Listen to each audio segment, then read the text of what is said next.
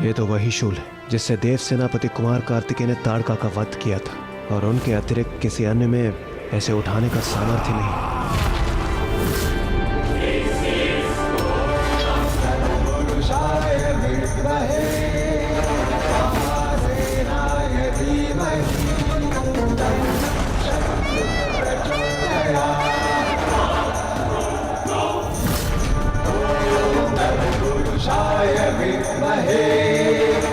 आश्चर्य है।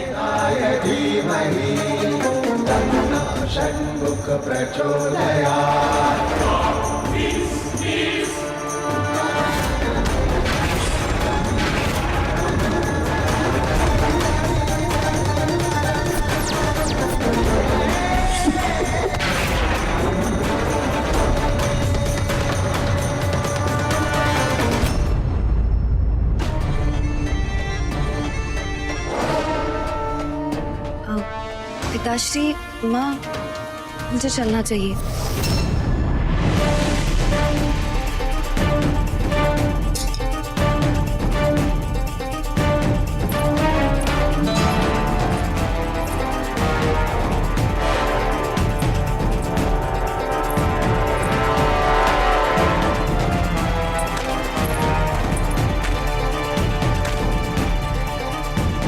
स्वामी, क्या ये हमारे लिए कोई संकेत था? क्या कुछ ऐसा है जो हम समझ नहीं पा रहे हैं, जो देवसेना और कुमार कार्तिकेय को जोड़ता है?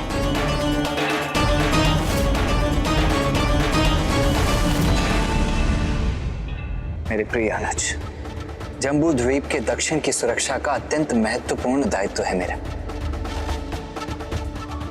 विवाह का निवेदन कर मुझे इससे दूर मत करो। मैं समझ गया भैया, बहुत विकट परीक्षा है वैवाहिक जीवन। वो एकाकीपन से मुक्त नहीं करता, अपितु जीवन की फांस बन जाता है। आपने मुझे सद्बुद्धि दी, विवाह से तो कोसों दूर रहना चाहिए, आपको ही नहीं मुझे भी।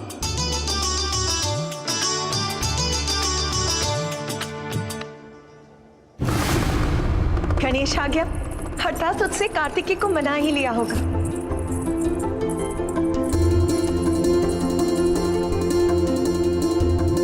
अपने भैया से मिला है पुत्र गणेश? हाँ माँ। तुमने उन्हें बताया विवाह के बारे में? हाँ माँ, बताया। मान गए वो? हाँ माँ, मान गए, भैया भी और मैं भी। मान गए? तुम दोनों? यही कि विवाह एक बहुत बड़ा माया जाल है, इसलिए अब आपके दोनों पुत्र कभी विवाह नहीं करेंगे। हाँ माँ, हम दोनों की ही ओर से अब विवाह के लिए बस ना है। किंतु क्यों? क्योंकि भैया ने मुझे भली भांति समझा दिया। वो सरोवर जिसमें तुम खिंचते चले गए, वो वैवाहिक संसार का दलदल रूपी सरोवर था।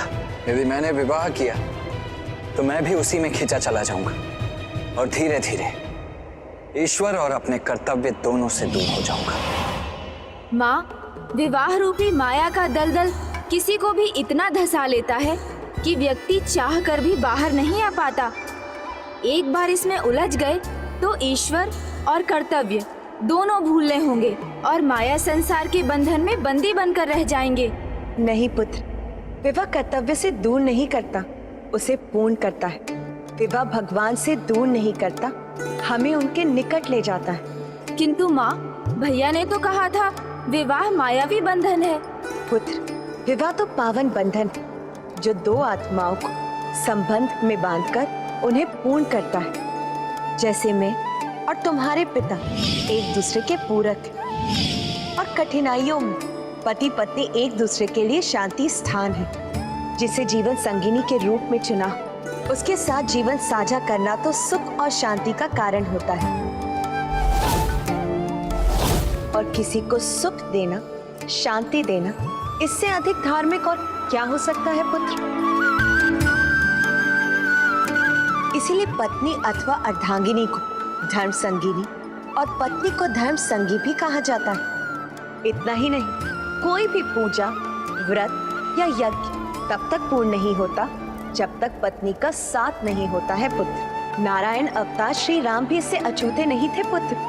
उन्हें भी अपना अश्वमेध यज्ञ पूर्ण करने के लिए देवी सीता की अनुपस्थिति में उनके स्थान पर स्वर्ण मूर्ति रखनी पड़ी थी। और ये भी स्मरण रहे पुत्र कि जीवन के चारों आश्रम ब्रह्मचारी, गृहस्थ, वानप्रस्थ और सन्यास अत्यंत महत्वपूर्ण है। बिना विवाह के सन्यास आश्रम में प्रवेश करने से मोक्ष प्राप्ति असंभव हो जाती है।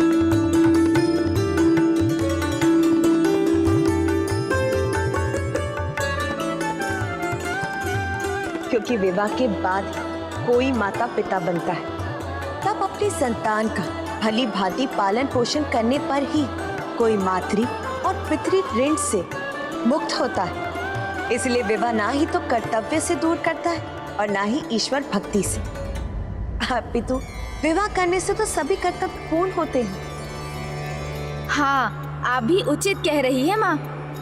फिर तो भैया को ही नहीं, मुझे भी विवाह करना चाहिए। शीघ्र ही मेरा भी विवाह करवा दीजिए।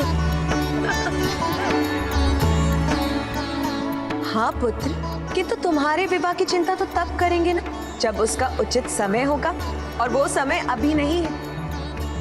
अभी कार्तिकेय के विवाह का समय है। आपने उचित कहा माँ, किंतु भैया उन्हें समझाना, उनका निर्णय बदलना तो बहुत कठिन है। उन पर मेरी या आपकी बात का प्रभाव नहीं पड़ेगा, किंतु यदि पिताश्री यहाँ होते तो मैं उनसे निवेदन करता, पर वो तो अभी यहाँ है ही नहीं। नहीं गणेश जी, महादेव यही है, वो देखिए।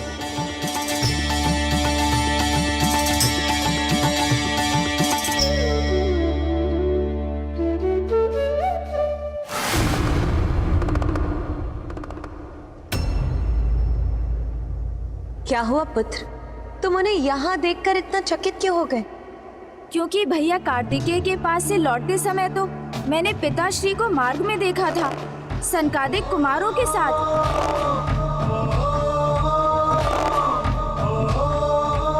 और ध्रुव तारे के नीचे और बरगद के वृक्ष की छांव में। ये आपको कैसे ज्ञात है माँ? क्योंकि प्रभु दक्षिणा मूर्ति जो है, दक्षिणा मूर्ति यहाँ कैलाश में भी महादेव, और वहाँ बरगद के वृक्ष के नीचे भी महादेव ही हैं, अपने दक्षिणा मूर्ति स्वरूप में। तो इस दक्षिणा मूर्ति स्वरूप की क्या कथा है माता? स्वामी ब्रह्मदेव के मानस सनकादि पुत्र सनक, सनंदन, सनातन व सनत कुमार ज्ञान और आत्म तत्व प्राप्ति के इच्छुक थे। उनकी इस इच्छा को फलित करने के लिए प्रभु महादेव ने एक सर्वोच्च गुरु का रूप लिया, और यही है उनका दक्षिणा मूर्ति स्वरूप।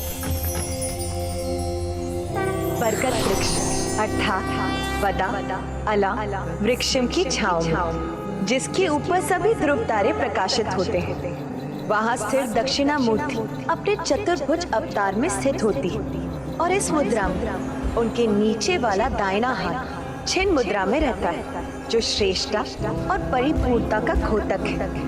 अपने नीचे रहने वाले बाएं हाथ में वो ध्रुवाधान में होते हैं, जो उनके समस्त उजागर ज्ञान का स्रोत होने का संकेत है।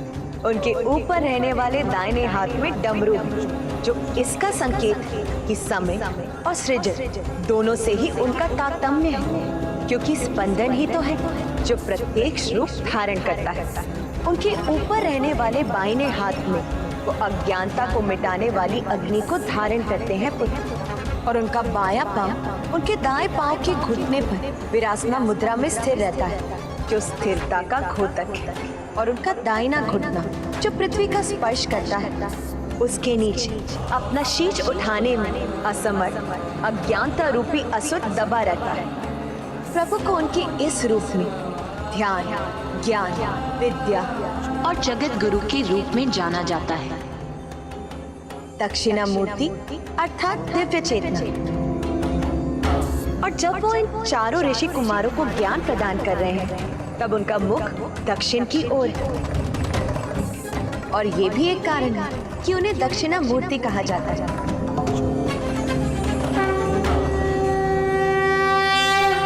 माँ, आपने जिस प्रकार प्रभु का वर्णन किया है, उससे मुझे उनका वो स्वरूप दिखाई दिया जिसे मैं देखकर भी नहीं देख सका था।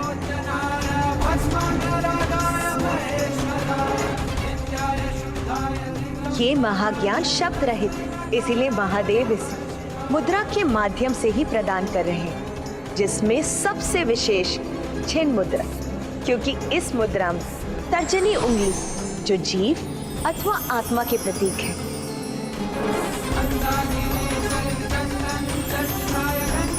जो भी उनकी ध्यान साधना पूर्ण करता है, प्रभु दक्षिणामूर्ति स्वयं उनके हृदय के निकट अमूर्त अमृत तुल्य रूप में होने का आभास करते हैं।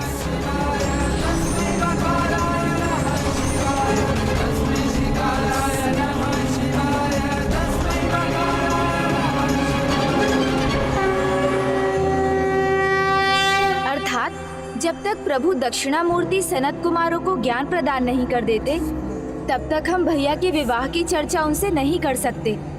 और पुत्र, यदि प्रभु इस विषय में कुछ करना चाहेंगे तो वो स्वयं हमें संकेत दे देंगे।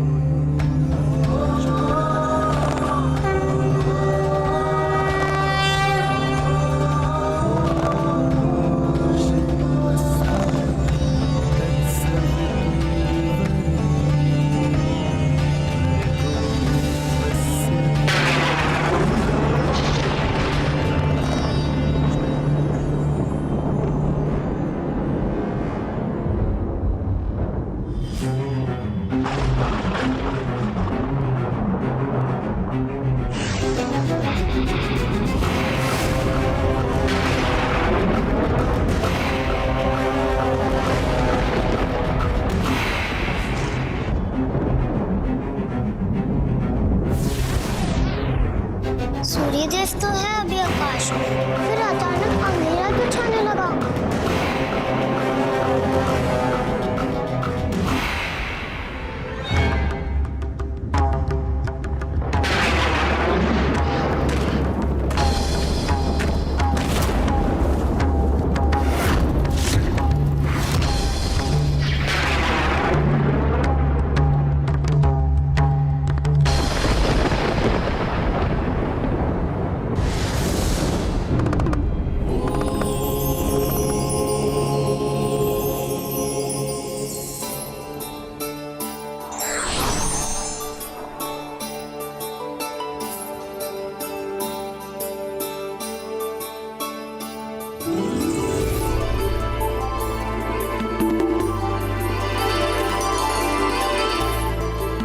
क्या उस क्षणिक अंधकार से प्रभु ने हमें किसी संकट का संकेत दिया था माँ?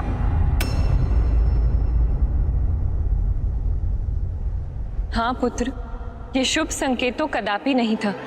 कदाचित कोई अनर्थ होने वाला है। या कहीं कोई अनर्थ हो रहा है।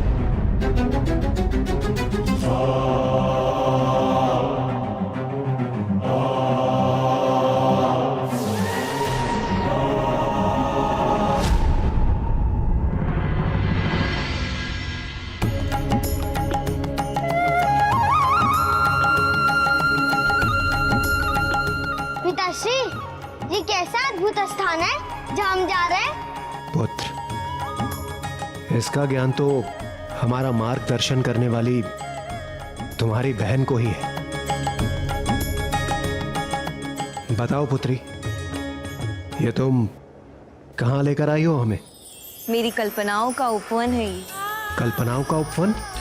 हाँ पिताश्री, जहाँ आपकी पुत्री देवसेना आपका पूर्ण हृदय से स्वागत करती है।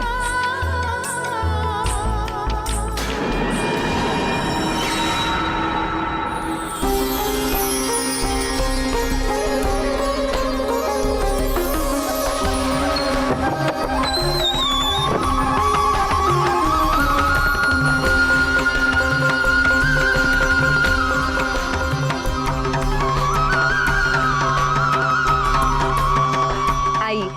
आओ पुत्र।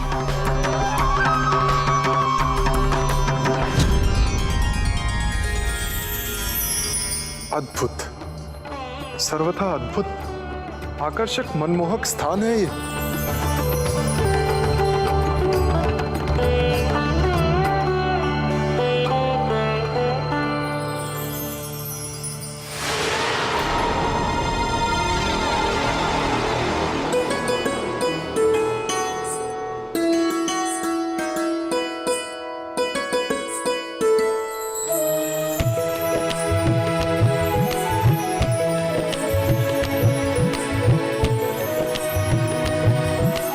पिताश्री, माँ, आपने मुझे इतने वर्षों अपार स्नेह दिया। भ्राता जयंत के जन्म के उपरांत भी आपने मुझे कभी आभास नहीं होने दिया। आपने मुझे जन्म ना देकर भी अपनी पुत्री रूप में स्वीकार किया। मेरे जीवन को अपने प्रेम से इतना सुंदर बनाने के लिए मैं भी आपको ये सुंदर उपवन उपहार स्वरूप देना चाहती हूँ।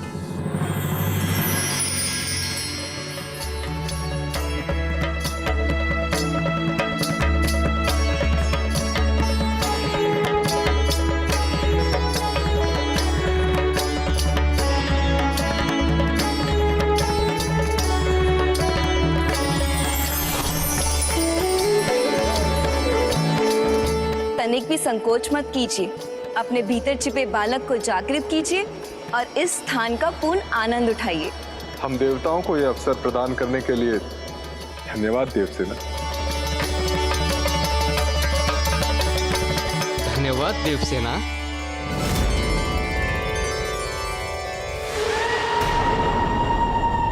आनंद, अपार आनंद आ रहा है हमें।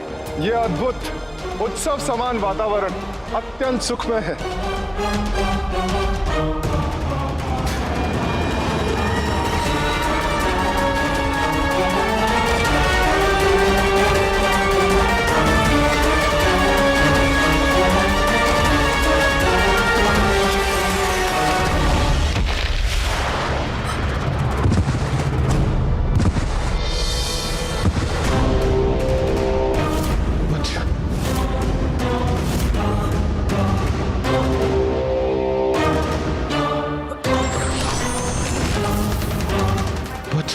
तुम ठीक तो हो ना? शची, देवसेना, तुम दोनों ठीक तो हो? हाँ पिताश्री। ये क्या था इंद्रदेव? ये कोई शत्रु का आक्रमण था। कोई आसुरी शक्ति जो आपके परिवार पर आक्रमण करने आया और अब चला गया।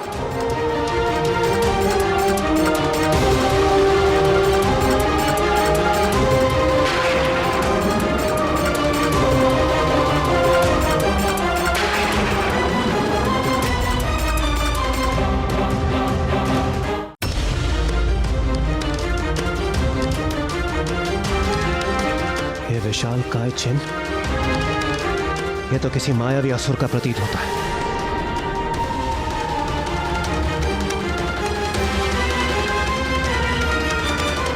शासन देवगढ़, पुनः अंधकारी छाया प्रकट हो रही है।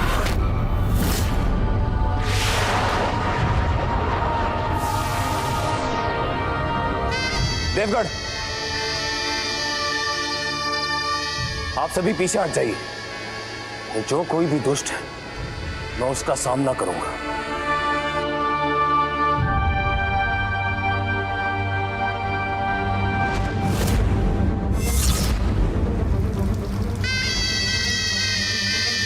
मैं इस दुष्ट के हाथों से जल की एक एक बूंद को खींचकर इसे शिथिल बना दूंगा।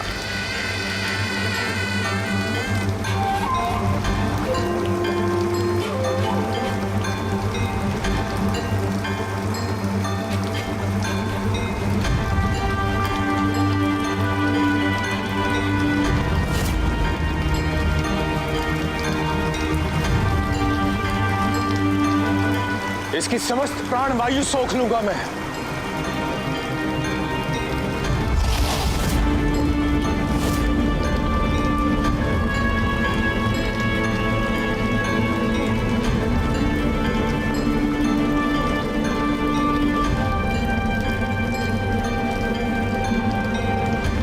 अपशक्त होकर ये दुष्ट कुछ भी नहीं कर सकेगा।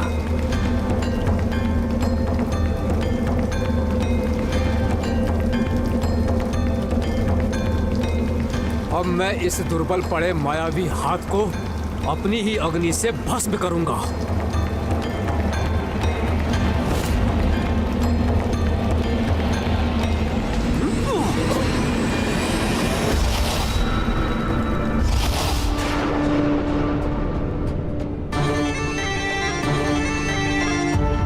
ये भयंकर मायावी हाथ भयभीत होकर लौट गया।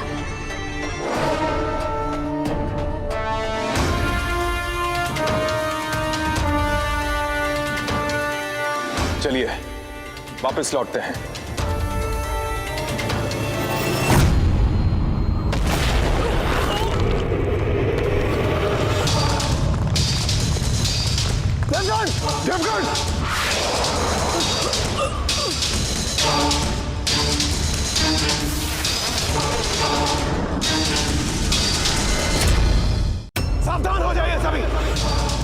ये शत्रु हमारी अपेक्षा से अधिक शक्तिशाली है।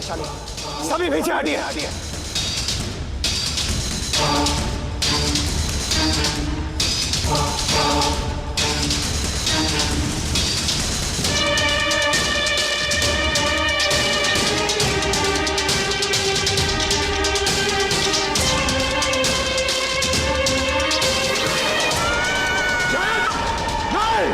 मैं तुम्हें जैद को नहीं ले जाने दूंगा। पिताजी रक्षा कीजिए, पिताजी इस दुष्ट से मुझे मुक्त कीजिए। नहीं, जैद! सूर्यदेव, हमें जैद की रक्षा करनी होगी। आइए, मेरी सहायता कीजिए।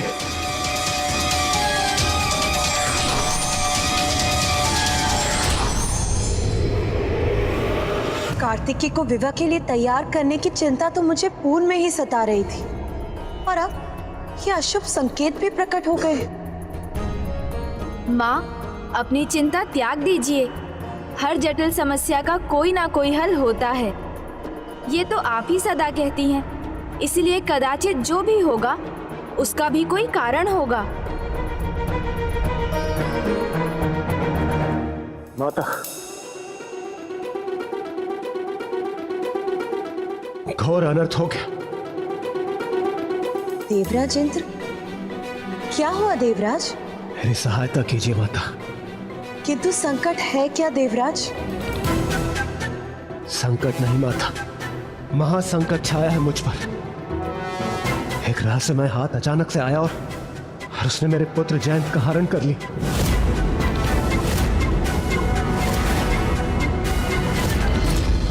वरुण देव, वायुदेव, अग्निदेव जिन्हें उस हाथ में उछाला था, वो कहाँ है किसी को ज्ञात नहीं है माता। वो किसका हाथ था इंद्रदेव? ये मुझे ज्ञात नहीं है माता। वो अचानक से आया, उसने मेरे पुत्र का हरण किया और अदृश्य हो गया। और हम सब देवता मिलकर भी उसे रोक नहीं पाए। माता, कृपया मेरे पुत्र की रक्षा कीजिए। रक्षा कीजिए माता, रक्षा कीजिए मेरे पुत्र की।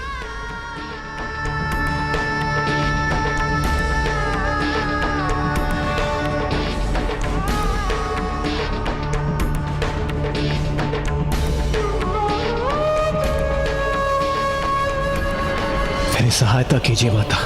क्या हुआ देवराज? महासंकट छाया है मुझ पर। एक रहस्यमय हाथ अचानक से आया और उसने मेरे पुत्र जयंत का हरण कर लिया। और हम सब देवता मिलकर उसे रोक नहीं पाए। सूर्यदेव! किंतु सावधानी से इंद्रदेव, जयंत को कोई क्षति नहीं होनी चाहिए।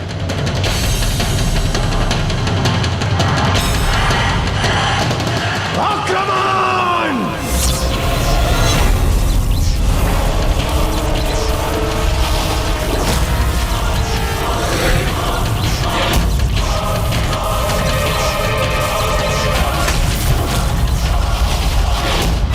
पिताजी रक्षा कीजिए।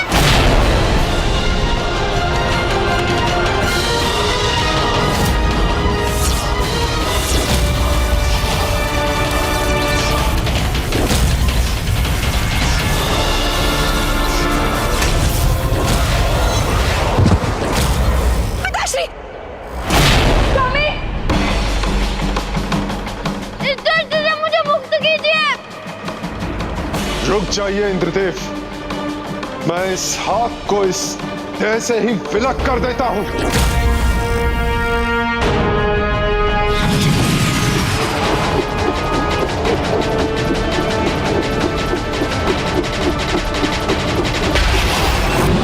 जयंत!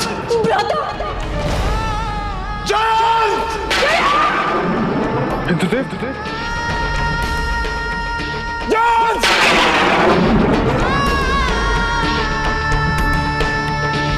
कौन है वो दुष्ट जो मेरे पुत्र को मुझसे छीन कर ले गया? कहां ढूंढूंगा मैं अपने पुत्र को?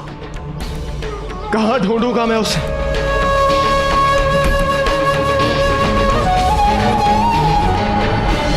मेरा पुत्र मुझसे छिन गया माता, और मेरी पुत्री देव सेना भी ग्लानि से स्तब्ध है, क्योंकि मेरी पुत्री ही मुझे उस स्थान पर लेकर गई थी जहां से जयंत का हरण हुआ था। माता कुछ कीजिए माता, क्योंकि इसके पीछे का मूल कारण मैं ही हूं। मैं ही इसका दोषी हूं माता, मैं ही इसका दोषी हूं। आप इसके दोषी कैसे हो सकते हैं इंद्रदेव?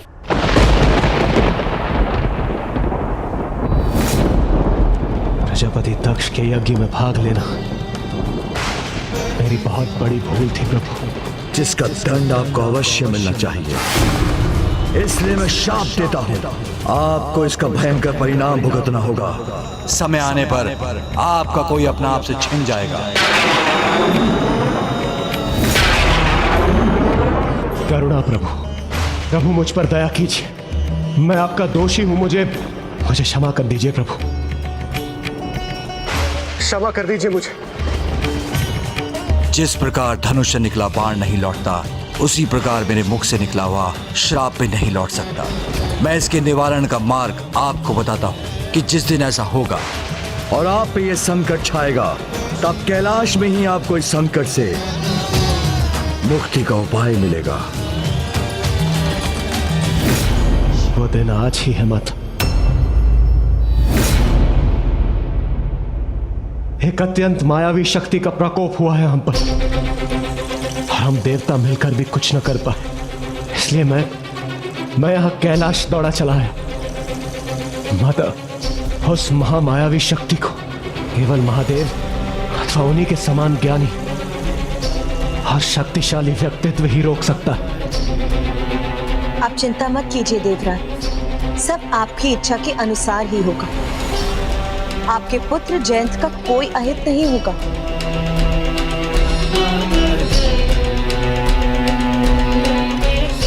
मैं देवराज इंद्र ये घोषणा करता हूं, जो भी महापराक्रमी योद्धा मेरे पुत्र को मेरे पास वापस लाएगा, मैं उसे अपनी पुत्री देवसेना के योग्य समझकर अपनी पुत्री का विवाह उससे करवाऊंगा।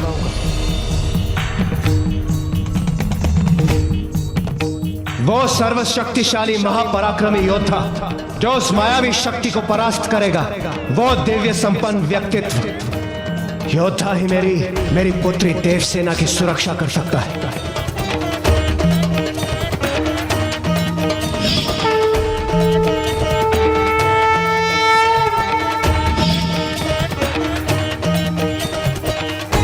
तुमने उचित कहा था पुत्र, जो भी होता है उसके पीछे कोई उचित कारण अवश्य होता है, और इस दुर्भाग्यपूर्ण घटना का यही कारण है। चिंता मत कीजिए देवराज, पिता श्री महादेव के समान सामर्थ्यवान तो समस्त संसार में एक ही हैं, भैया कार्तिकेय, जो शिवांश भी है और उनमें प्रभु शिव के समस्त गुण भी हैं। वो अवश्य आपके पुत्र जयंत को लौटा लाएंगे। हाँ पुत्र, कार्तिकेय बलशाली भी और देव सेनापति होने के नाते ये उसका कर्तव्य भी।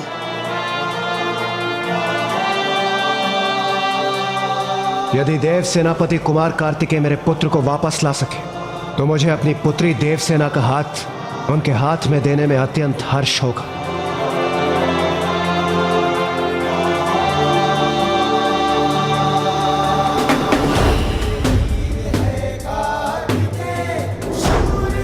पुत्र गणेश, जाकर अपने अग्रज को कहो, मुझे अभी उसकी आवश्यकता है। यहाँ इसी क्षण ये मेरा आदेश है। जो आज्ञा माता।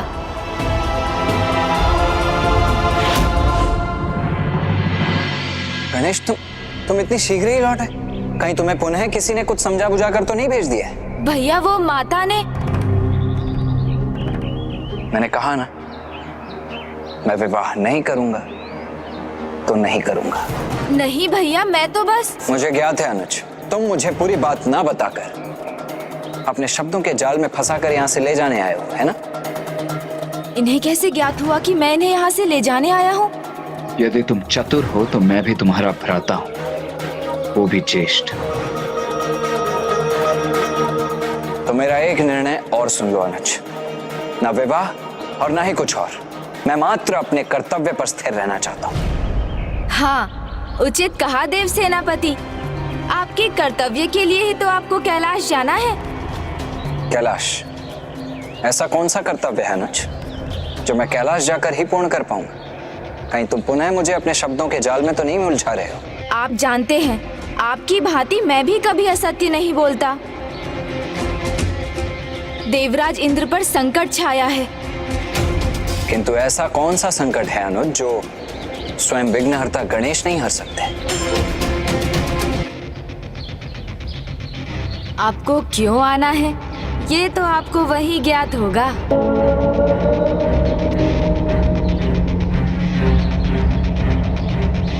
मुझे अभी भी ऐसा क्यों प्रतीत हो रहा है अनुज कि तुम मुझसे कुछ छिपा रहे हो?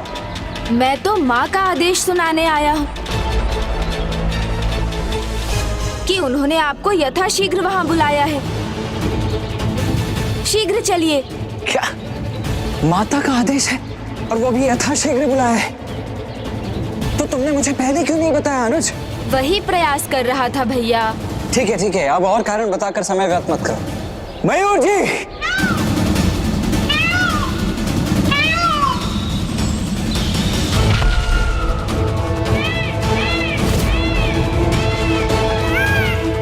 माता के आदेश का अर्थ है जो भी है अत्यंत महत्वपूर्ण है।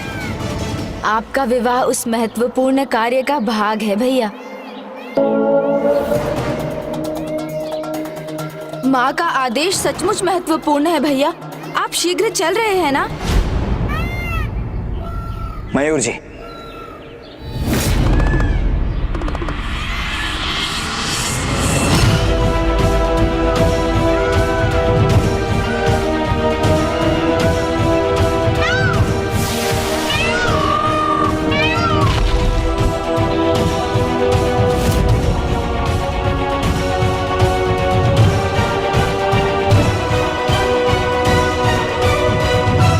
देव सेनापति कुमार कार्तिकेय, मेरी सहायता कीजिए। उस अत्यंत शक्तिशाली मायावी दानव से मेरे पुत्र जयंत की रक्षा कीजिए, जैसे हम सब देवता मिलकर भी नहीं रोक पाए। मैंने माता से भी कहा, यदि आप मेरे पुत्र को लौटा सके तो मैं अपनी पुत्री देव सेनापति है मेरे भैया, इसलिए आप सभी की रक्षा उनका कार्य और कर्तव्य दोनों है। और माता का वचन तो भैया अवश्य रखेंगे देवराज।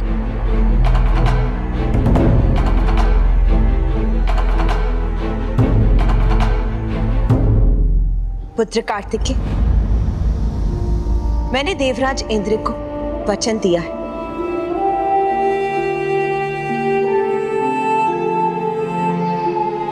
माता, आपके प्रत्येक वचन का मान रखना मेरा परम धर्म है।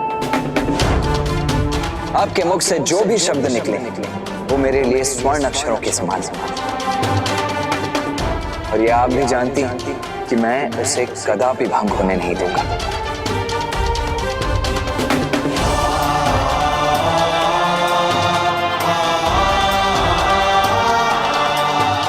देवराज, मेरी माता का आदेश मेरे लिए सर्वोपरि है, इसीलिए आप अब निश्चिंत हो जाइए। आपका पुत्र जयंत जहां कहीं भी होगा, मैं उसे जीवित अवश्य लौटा लाऊंगा।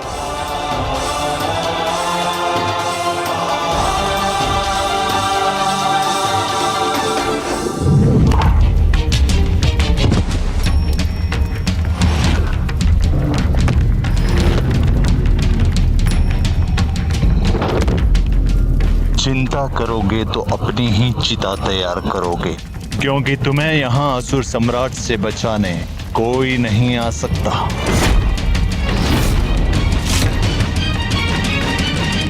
आपके आशीर्वाद से तो असंभव भी संभव हो जाता है। यदि वो दुष्ट जयंत को पाताल लोक भी ले गया हो तो मैं उसे वापस लाऊंगा और जयंत का हरण करने वाले उस दुष्ट असुर को उचित दंड भी दूंगा। एक नहीं, अनेक दुष्ट पुत्र।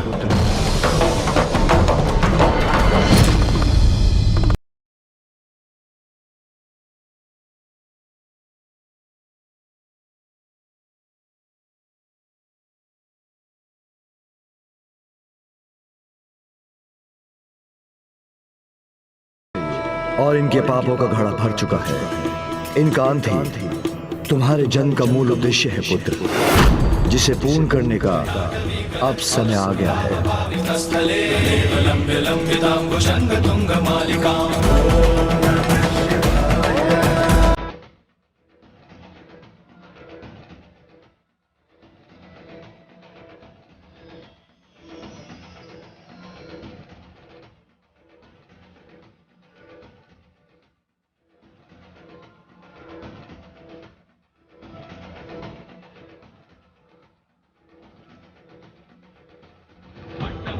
संपूर्ण वंश? कौन है ये? मैंने तो कभी नहीं सुना। कृपया विस्तार से बताइए पिताश्री। उचित है तो सुनो। इनके वंश की बेल असुर सम्राट असुरेंद्र और उसकी पत्नी मंगलाकेशी की पुत्री से आरंभ होती है, जिसका नाम है सुरासई। सुरासई को अपने माता पिता से बहुत प्रेम था, साथ ही वो अपार आसुरी शक्तियों की स्वामिनी भी थी और उसे माया का ज्ञान भी था। एक दिन अचानक उसकी माता और उसे सूचना मिली कि उसके पिता असुरेंद्र देवासुर संग्राम में देवताओं से पराजित हो युद्ध भूमि में अंतिम श्वास ले रहे हैं।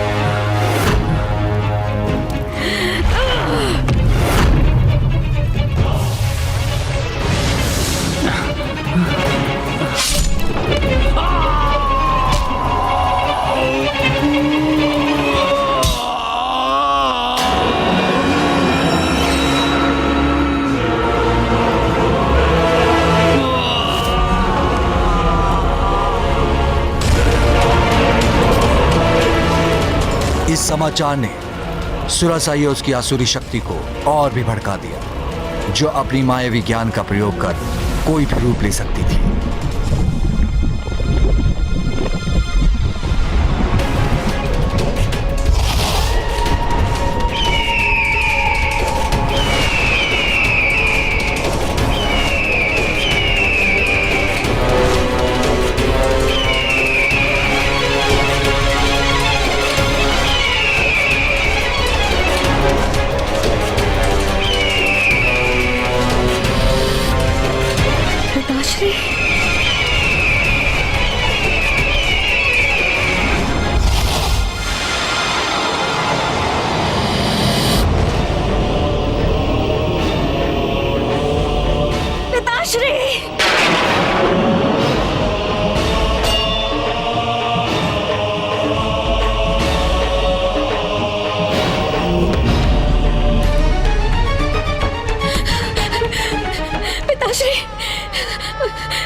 ये कैसे हो गया? पिताश्री, आपकी पुत्री सुरासई आ गई है। पिताश्री,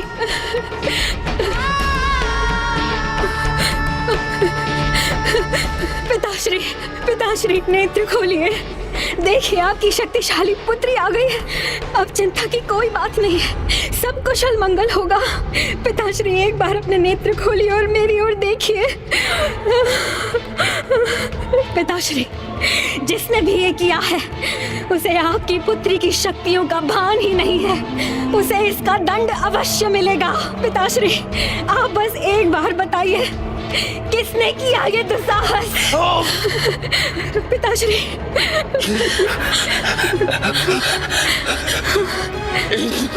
इंद्र देवता!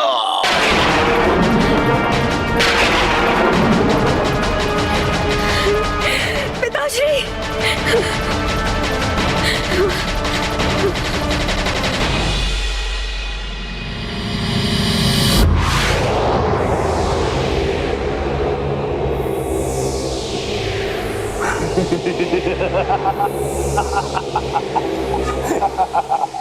देवताओं, असुरेंद्र की मायावी शक्ति और उनके दिव्यास्त्रों का सामना करना इतना सहज नहीं है। विश्वास नहीं होता तो कर लो सामना।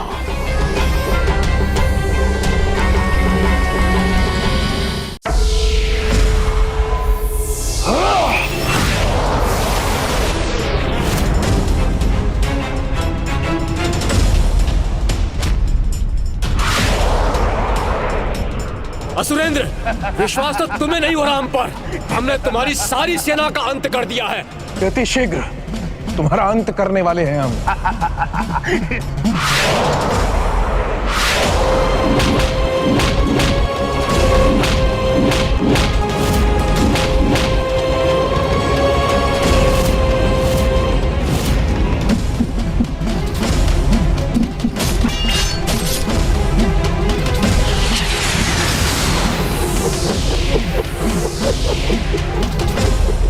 छोटी सी सफलता पर इतने उत्साहित मत हो देवताओं। संभालो संभालो मेरे इस चक्र का प्रहार। सामना हम नहीं, अब तुम करोगे, तुम, वो भी अपने अंत का। तैयार हो जाओ। अब तुम्हारे प्राण पखेरु का उड़ना तो निश्चित ही है। तुम्हारा समय आ गया, तैयार हो जाओ असुर सम्राट, मृत्यु के पाश में बनने के लिए।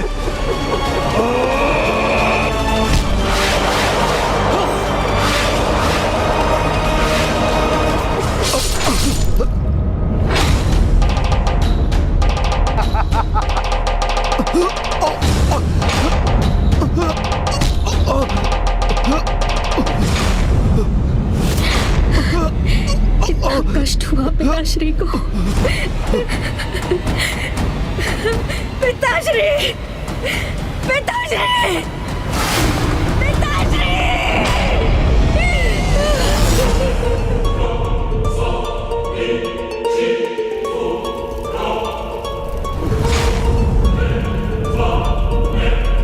देवताओं, 8 शिलों से मेरे पिता का अंत किया है ना तुम सबने। उचित है, तुम सबको भी मैं 8 का ही पाठ पढ़ाऊंगी। मैं असुरेंद्र पुत्री सुरासई ये प्रण लेती हूँ, एक स्त्री होते हुए भी 108 वर्षों तक दंडित करूंगी मैं। बहुत पुरुषार्थ दिखाया है ना तुम देवताओं ने, तो अब एक स्त्री की शक्ति का बल देखना। 108 ब्रह्मांडों को रिक्त कर दूंगी तुम देवताओं से। 108 ब्रह्मांडों को रिक्त कर दूंगी तुम देवताओं से।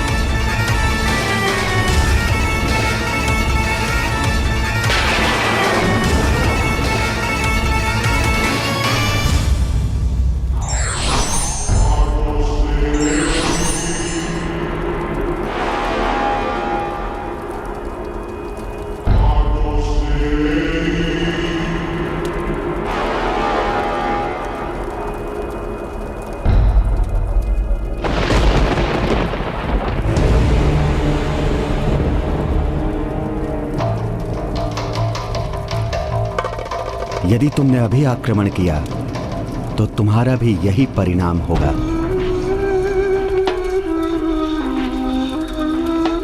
सुरासई, अब उचित समय आ गया है तुम्हारी माया के ज्ञान के प्रयोग का।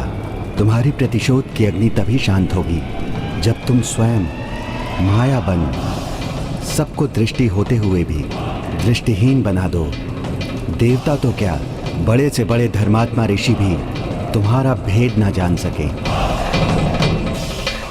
तब तुम्हारे पुत्र एक ऐसे असुर वंश की स्थापना करेंगे जो देवताओं को भी अपने अधीन करने की क्षमता रखेंगे।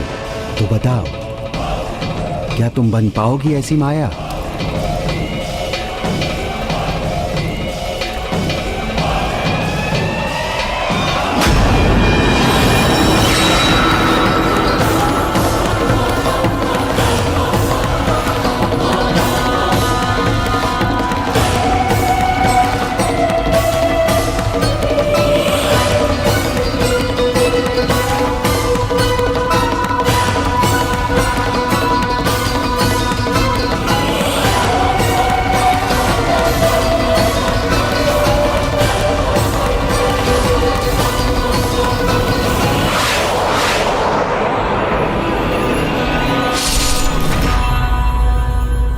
देवासुर संग्राम जो असुरेंद्र की मृत्यु से संपन्न हुआ था, अब वो प्रतिशोध के संग्राम में परिवर्तित हो गया। सुरासई के हृदय में बस एक ही स्वर था, एक ही लक्ष्य था, प्रतिशोध और देवताओं का विनाश।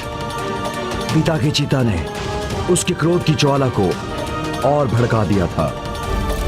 अपने पिता का प्रतिशोध लेने के लिए सब कुछ करेगी माया। सुरासई, सुरासई।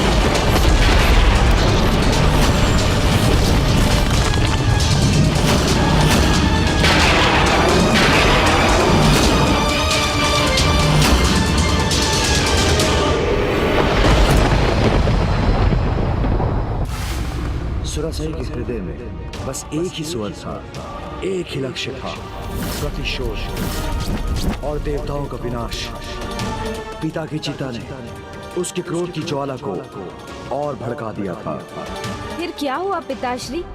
क्या असुर कुमारी सुरासई माया के उस चरम तक पहुंच सकी? हाँ पुत्र, असुर गुरु शुक्राचार्य ने उसे प्रशिक्षित किया और स्वयं सुरासई ने भी अथक प्रयत्न किए और फिर शीघ्र ही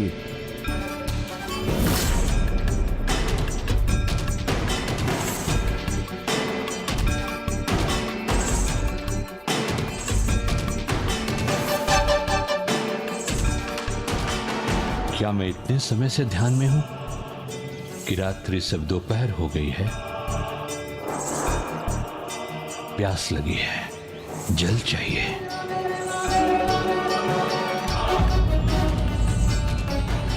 इसमें तो एक बूंद भी जल नहीं है। अब इस पर्वत पर कहां जल मिलेगा मुझे?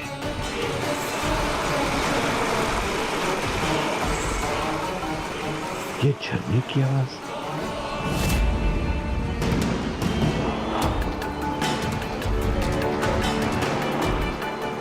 यहां इस नदी को पहले तो कभी नहीं देखा मैंने।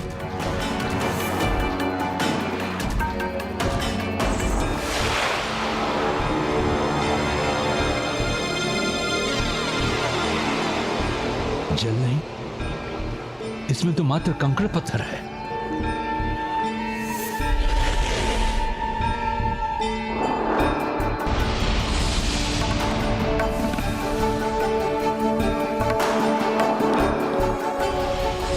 ये सब क्या हो रहा है?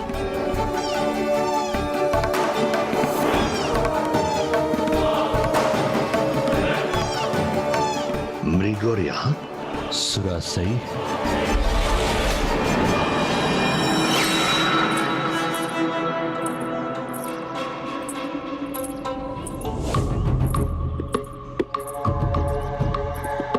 प्रणाम गुरुदेव। गुरुदेव, ये लीजिए जल। मेरी प्यास तो तुम्हारी सफलता से ही बुझ गई। तुमने श्रेष्ठतम आसुरी माया का रूप लेकर मुझे आनंदित कर दिया। ऐसी माया जिसे मैं भी नहीं पहचान सका।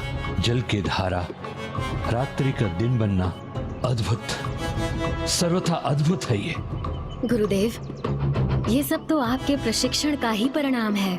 सुरासई, यदि मैं तुम्हारा गुरु तुम्हें पहचानने में असमर्थ रहा तो फिर तुम्हें कोई भी नहीं पहचान सकेगा।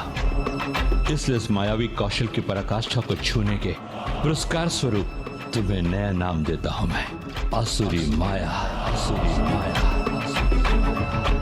गुरुवर, आसुरी माया की प्यास तो तब तक नहीं बुझेगी जब तक वो अपने प्रतिशोध की अग्नि को शांत नहीं कर लेती।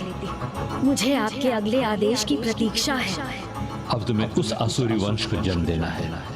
ऐसी संतान के लिए तैयार है जिसके स्वरूप के आगे सभी पद मुरझा जाए।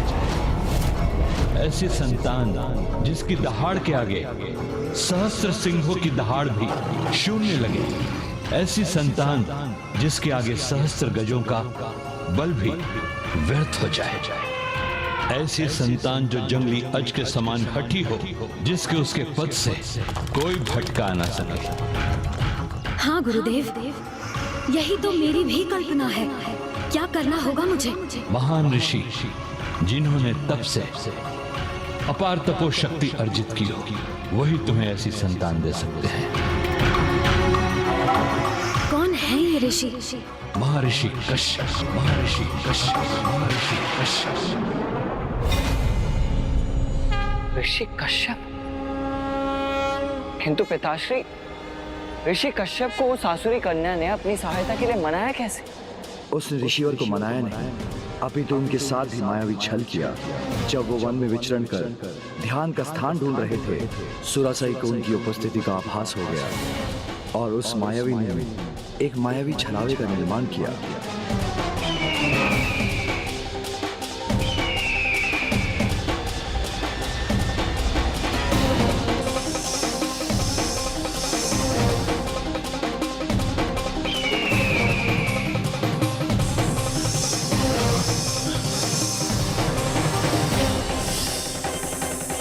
ये सुरासाई के लिए उचित अवसर था जब उसने अपनी माया से ऋषिवर को अपने मायावी आश्रम की ओर आकर्षित किया।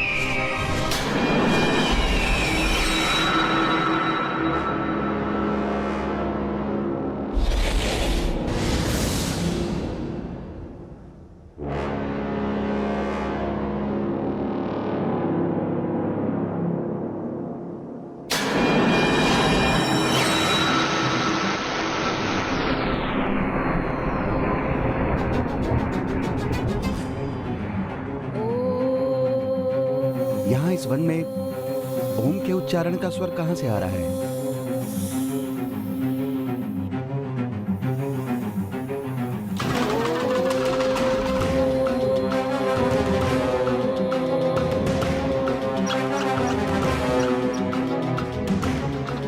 अद्भुत, दिव्य, अति सुंदर।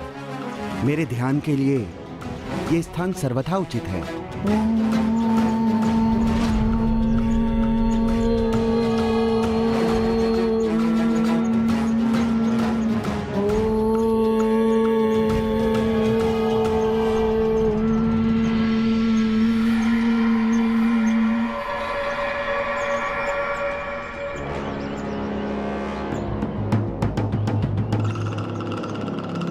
हे ऋषिवर, स्वागत है। आपके आगमन से मेरी सभी प्रार्थनाएं आज पूर्ण हो गईं। आप जैसे महान दिव्य महर्षि की सेवा करने की इच्छा आज पूर्ण हो गई। देवी, आपके आश्रम की स्वच्छता एवं शांति देखकर हम अत्यधिक प्रभावित हुए हैं। इस तपस्विनी के पास इस आश्रम की देखरेख के सिवाय और कार्य ही क्या है प्रभु? मेरी तो एक ही इच्छा थी ऋषिवर, कि किसी दिन दिव्य ऋषि मेरे इस आश्रम का लाभ उठाएं। अब आप कृपा कर मेरे इस आश्रम को अपना लीजिए गुरुदेव। आइए गुरुदेव, स्थान ग्रहण करें।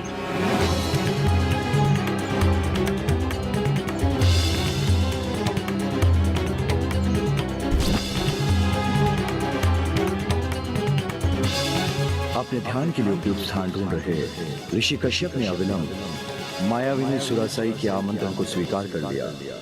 इधर ऋषि कश्यप उसके माया जाल में उलझे और उधर सुरासाई उनके साथ छल करना आरंभ कर दिया। उस आसुरी राजकुमारी ने ऋषिवर की सेवा के लिए उस कीट का प्रयोग किया और स्वयं ऋषिवर की सेवा से मुक्त हो गई।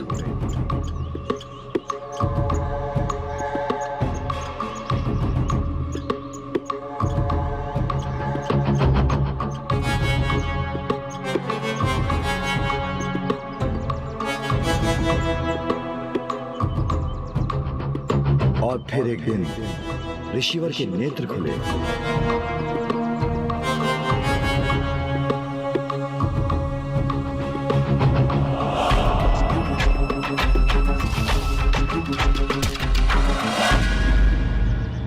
देवी, लंबे समय तक मैं ध्यान में रहा। आपने निस्वार्थ भाव एवं निष्ठा के साथ मेरी सेवा की है।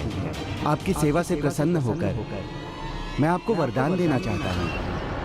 कहिए देवी, क्या इच्छा है आपकी?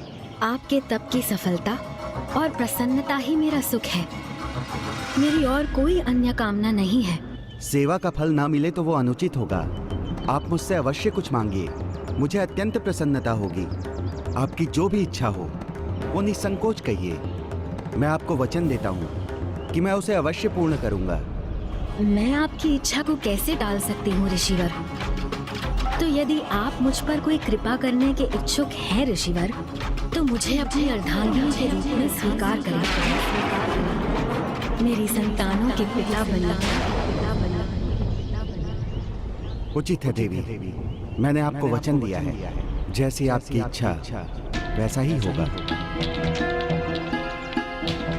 महर्षि कश्यप को अपने माया जाल में उलझाने वाली ये तो महामायाविनी थी।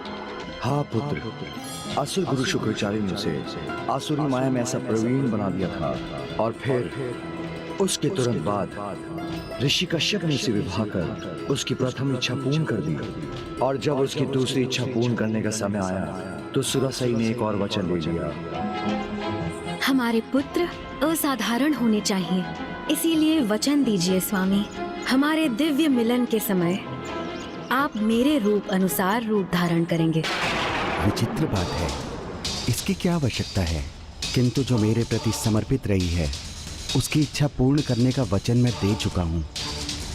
उचित है देवी, जैसी आपकी इच्छा।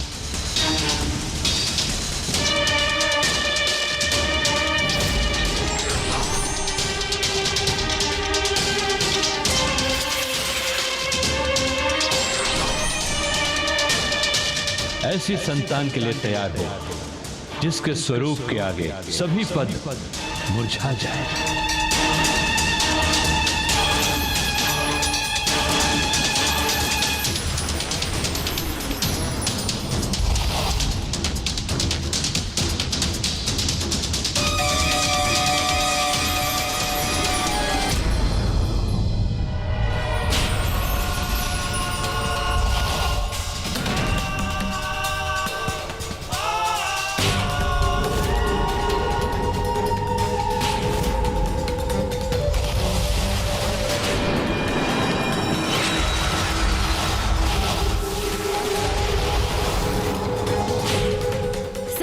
पद्मों के समान तेजोमयी है मेरा पुत्र। मैं इसका नाम सुरा पद्मन रखना चाहती हूँ।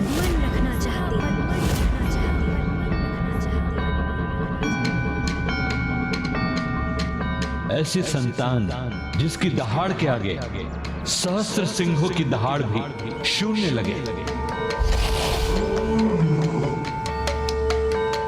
अब इसने सिंहनी का रूप क्यों धारण किया?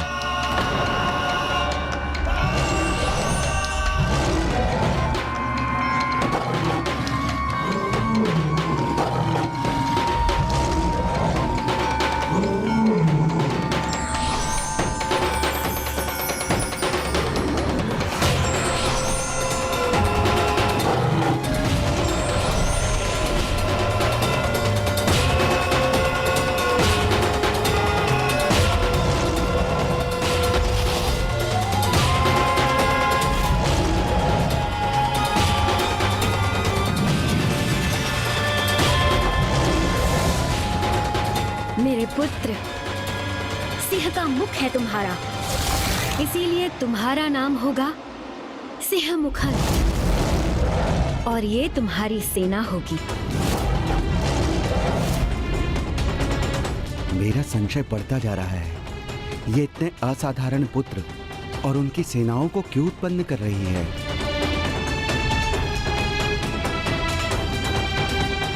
ऐसी संतान जिसके आगे सहस्त्र गजों का बल भी व्यर्थ हो जाए।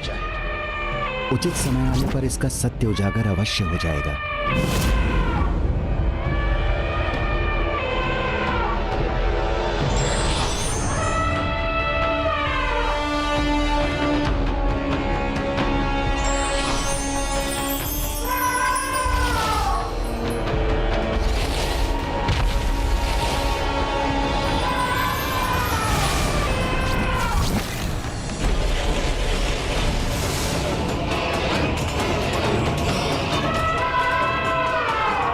गज शीशधारी गज मुखन हो तुम पुत्र, और ये तुम्हारी गज सेना।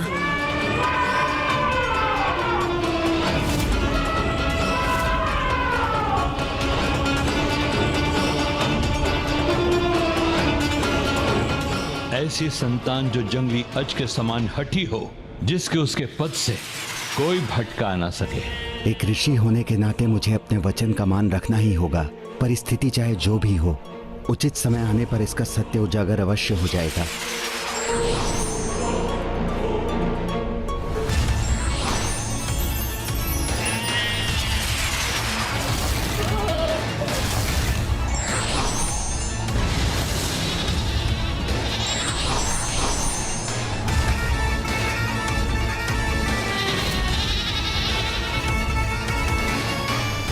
पुत्री अजमुखी, सिंहमुखन, गजमुखन, सुरापद्मन, अजमुखी।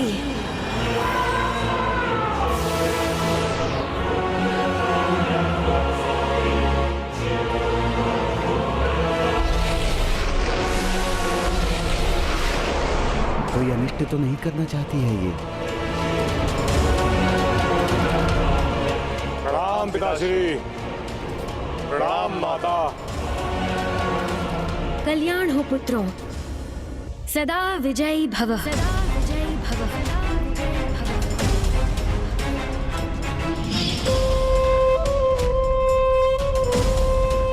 अब मेरे महाबली पुत्र हैं, सेनाएं हैं।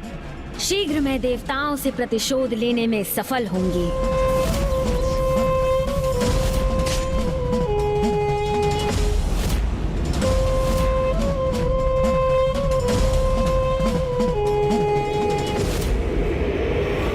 ऋषि कश्यप जैसे धर्मात्मा की संतान होकर भी वो सभी अधर्म के मार्ग पर क्यों चलने लगे पिताश्री?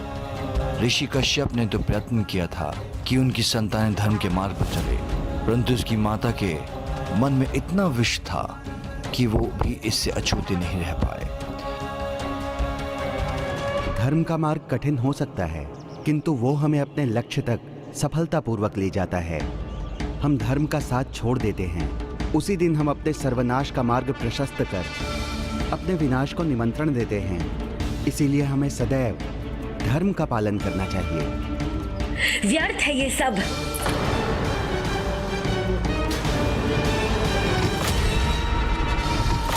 मेरी संतानों को धर्म नहीं, माया का ज्ञान चाहिए। माया ही इन्हें सफल बनाएगी, अनेक ब्रह्मांडों पर विजय दिलवाएगी।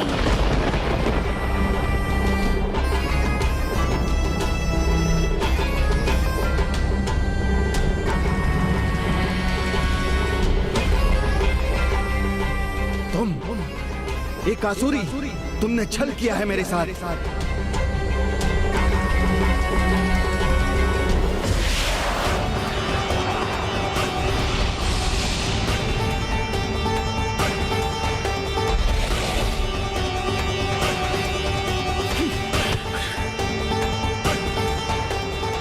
तो ये सब इसकी माया थी।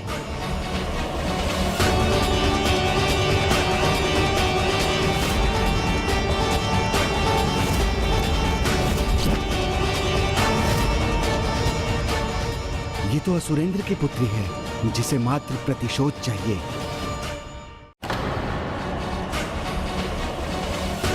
मैं असुरेंद्र पुत्री ये प्रण लेती हूँ, 108 वर्षों तक दंडित करूंगी मैं।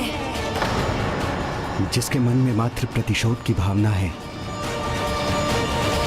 तुमने मुझे छला अवश्य है, किंतु ये मेरी भी संतानें हैं, इन पर मेरा भी अधिकार है। अच्छाई और बुराई के भेद को ये भी समझते हैं। अब निर्णय इनको करना है कि इनको अपने जीवन में किसका चुनाव करना है, सत्य या धर्म के पथ का, या माया के ज्ञान का।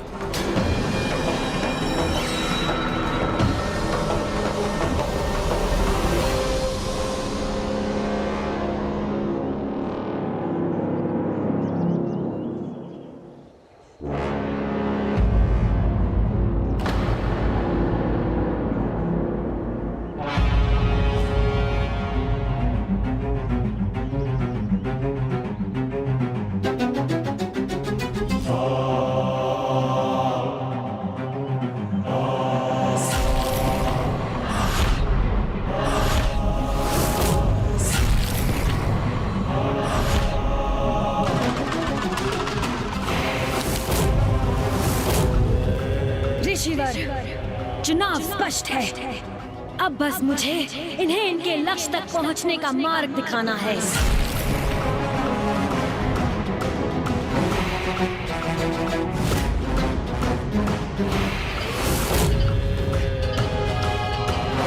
और यदि ये तुम्हारे बताए मार्ग पर चलेंगे तो इनका एकमात्र परिणाम होगा भयंकर सर्वनाश। अवश्य, दुष्ट देवताओं का सर्वनाश।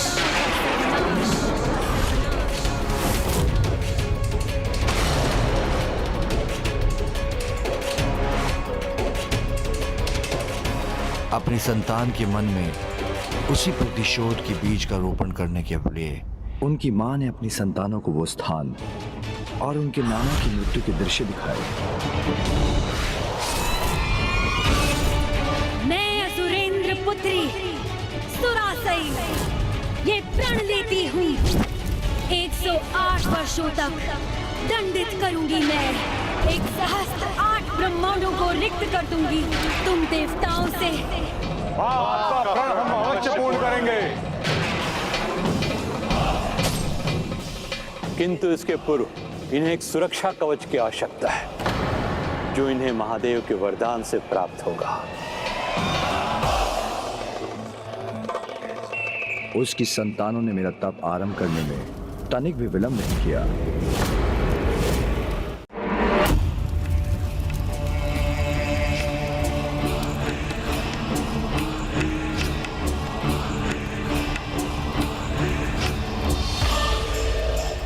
कदाचित प्रभु महादेव विशेष आहुति से ही प्रसन्न होंगे।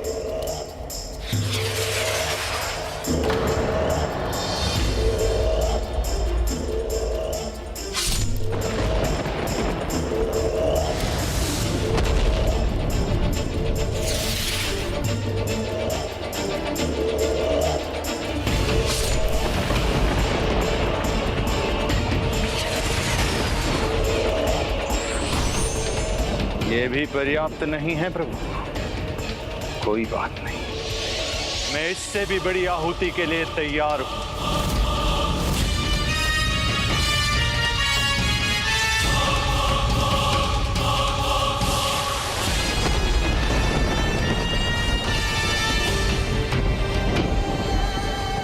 हमारे अग्रज के समान हम भी आहुति देंगे।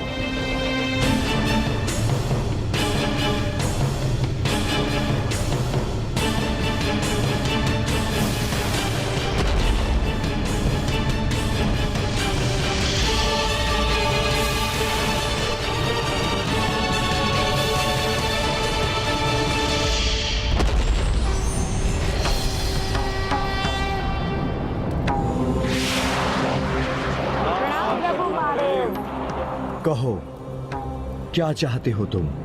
आप हमें अमृतत्व तो प्रदान नहीं कर सकते हैं महादेव, किंतु हमें ऐसी असीम शक्ति दे कि हमें कोई भी अस्त्र शस्त्र पराजित नहीं कर सके। मात्र आपका पुत्र जिसका जन्म केवल आपके ही अंश से हुआ हो और उसमें उसकी माता का कोई भी भूमिका ना हो, वही हमें पराजित कर सके। और प्रभु हमें वरदान दे कि इस देवलोक के साथ समस्त 8 ब्रह्मांड हमारे अधीन हो और इस ब्रह्मांड में सबसे तीव्र गति से चलने वाले रथ का स्वामी मैं बनूं। मेरा शरीर इतना अभेद और शक्तिशाली हो कि अगर उसके 2 भाग भी हो जाए तो वो स्वतः संपूर्ण बन जाए।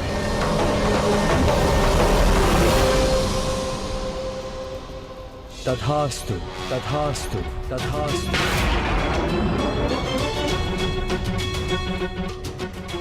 अर्थात भैया कार्तिकेय ही सुरापद्म का वध कर सकते हैं? हाँ पुत्र।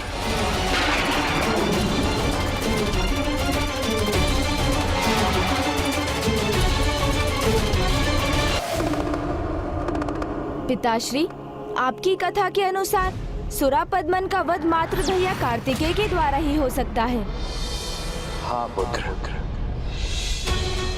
राज, जब मेरे दक्षिण मूर्ति रूप ने अपने पल के झपकी तो ये संकेत था अधर्म के उस अंधकार का जो सूरापद्म ने 108 ब्रह्मांडों में फैलाया है।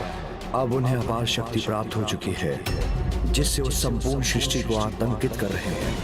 अर्थात पिताश्री, आपकी पलकें झपकने से जो अंधकार छाया था और जिसे हम किसी अनहोनी का संकेत समझ रहे थे, वो क्षण वस्तुतः जयंत के हरण का ही क्षण था। हाँ पुत्र। देवताओं को ये ज्ञात नहीं, जयंत के हरण से पूर्व ही देवशिल्पी विश्वकर्मा और यमराज का उनकी पुत्रियों के साथ हरण कर वो अपनी माता का दिया कार्य आरंभ कर चुके थे।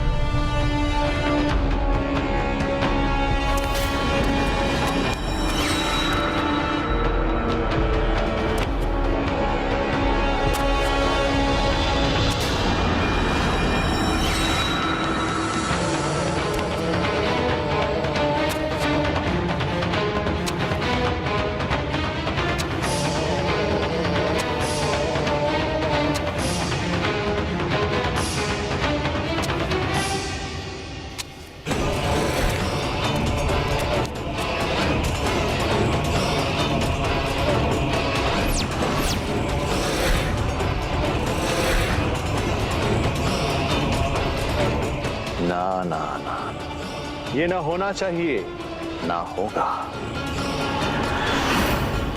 मेरे दोषी मेरे सामने अपना शीश उठाकर रहे, ये कैसे स्वीकार करूंगा? दोषी? हमने तुम्हारे प्रति क्या दोष किया? दोष सुनना चाहते हो ना अपना, तो सुनो, मेरे मुख से सुनो।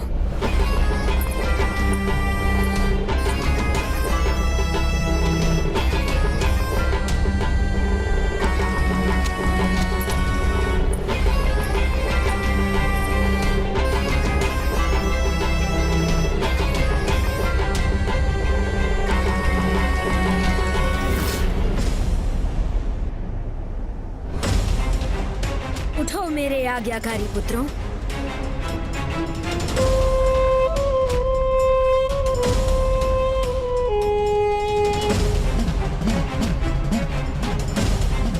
देखो इस स्थान को, तुम्हें अपना दोष स्वयं ही स्मरण हो जाएगा।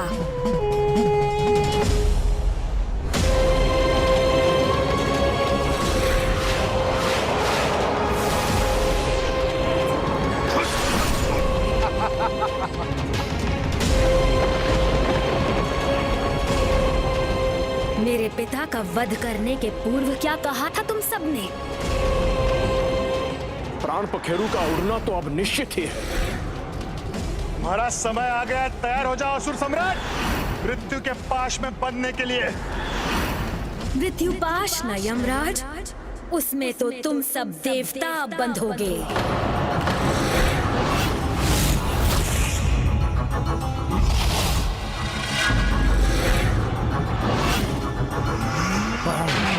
नहीं पुत्र, इतनी सरल मृत्यु नहीं।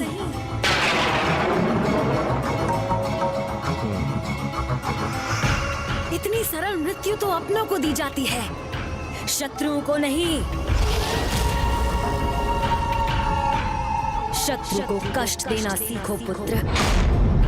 एक ही वार के अंत से उसे कहाँ कष्ट होगा? विश्वकर्मा की पुत्री पद्म कोमल, तुम उससे विवाह करो सुरापद्मन। और सिंहमुखन, तुम यम की पुत्री विभुदाई से। किंतु इनके पिताओं को कारागार में रखकर ही प्रताड़ित करो। और तुम्हारे ससुर तो देव शिल्पी है ना सुरापद्मन, उनका लाभ उठाओ। कारागार और तुम्हारी नगरी का निर्माण उनसे ही करवाओ, अधीन है वो तुम्हारे। और मेरा पुत्र गजमुखन, वो क्यों रहे विवाह से वंचित? उसके लिए देवराज की पुत्री ही उपयुक्त है। ले आओ उसे भी। अर्थात मेरा पुत्र सुरापद्म का बंदी है और मेरी पुत्री देवसेना पर भी संकट छाया है।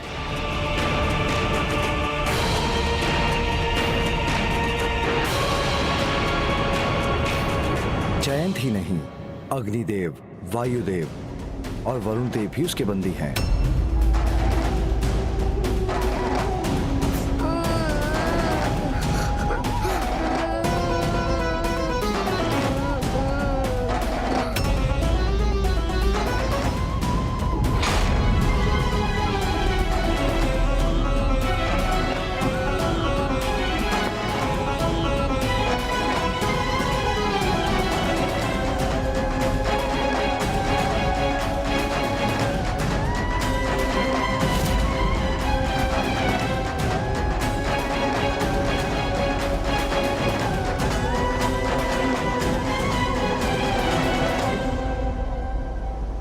जयंत, अग्निदेव, वायुदेव, वरुण देव भी इस दुष्ट असुर के बंदी हैं।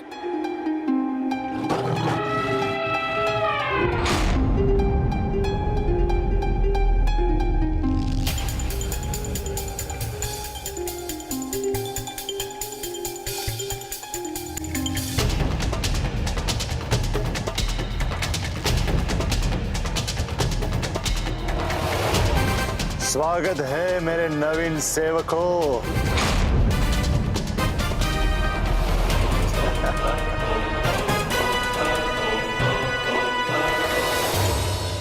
पुत्र कार्तिकेय को इन दुष्टों से अकेले ही युद्ध करना होगा। मैं अकेला कहाँ हूँ माँ? आप दोनों का आशीर्वाद है ना मेरे साथ। किंतु उसका अंत ऐसे नहीं होगा पुत्र। उसे उसके संपूर्ण वंश के साथ नष्ट करना होगा तुम्हें। इस युद्ध की तैयारी तुम्हें एक विशेष यात्रा से करनी होगी पुत्र, जिसका आरंभ मेरे ज्योतिर्लिंग केदारनाथ और उसके बाद अपनी माता की शक्तिपीठ मणिकर्णिका से होगा। एक ऐसी यात्रा जिससे तुम पंचभूतों को समझकर स्वयं की शक्ति को पहचान सको। तभी तुम्हें वास्तविक शक्ति और पाशुपतास्त्र प्राप्त होगा, जिससे तुम इस युद्ध में सफलता प्राप्त कर सकोगे। उनका वध मात्र पाशुपतास्त्र से ही संभव है पुत्र।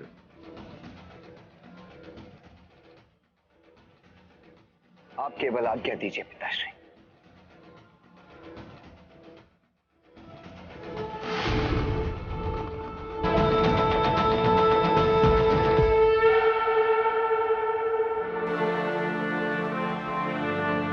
पुत्र, इस यात्रा में मेरा आशीष प्रत्यक्ष रूप में तुम्हारे साथ रहेगा।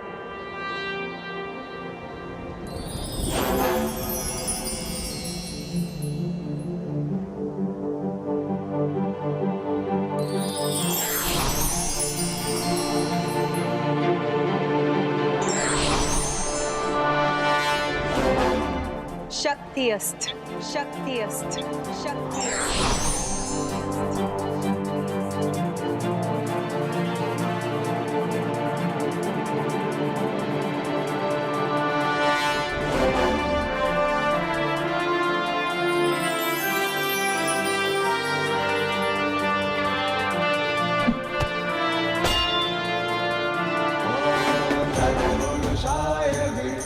देव सेनापति कुमार कार्तिकेय की देव सेनापति कुमार कार्तिकेय की देव सेनापति कुमार कार्तिकेय की देव सेनापति कुमार कार्तिकेय की।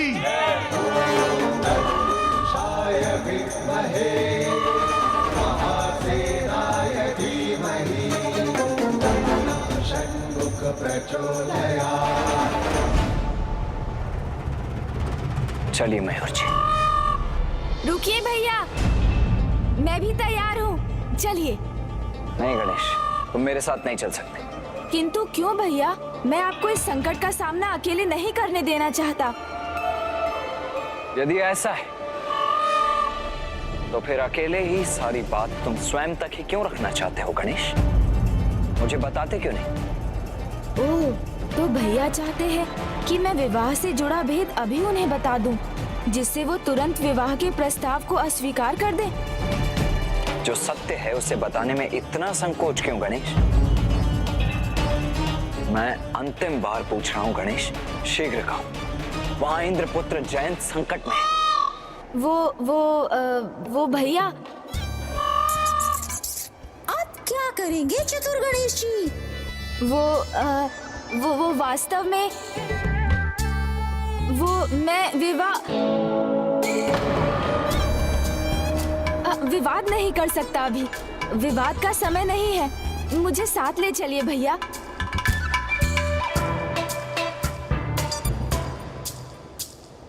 ठीक है, अर्थात तुम्हारे मन में जो है उसे तुम अभी भी गुप्त रखना चाहते हो। ठीक है, कोई बात नहीं अनुज, मैं इस विचार से अभी अपने ध्यान को भटकने नहीं दे सकता। इसीलिए मैं तुम्हें अपने साथ नहीं ले जा सकता। चलिए मयूर जी।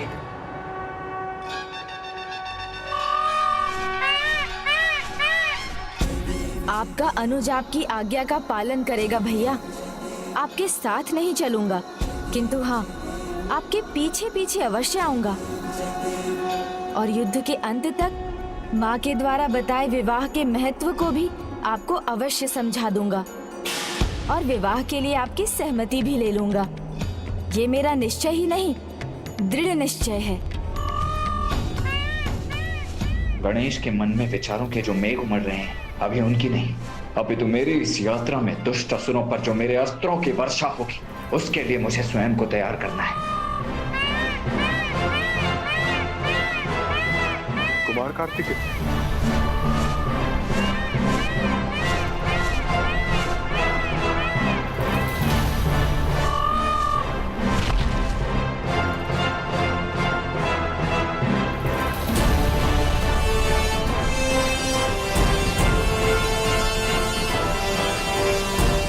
देव सेनापति, संपूर्ण देव सेना आपके साथ इस यात्रा पर चलने के लिए प्रस्तुत है।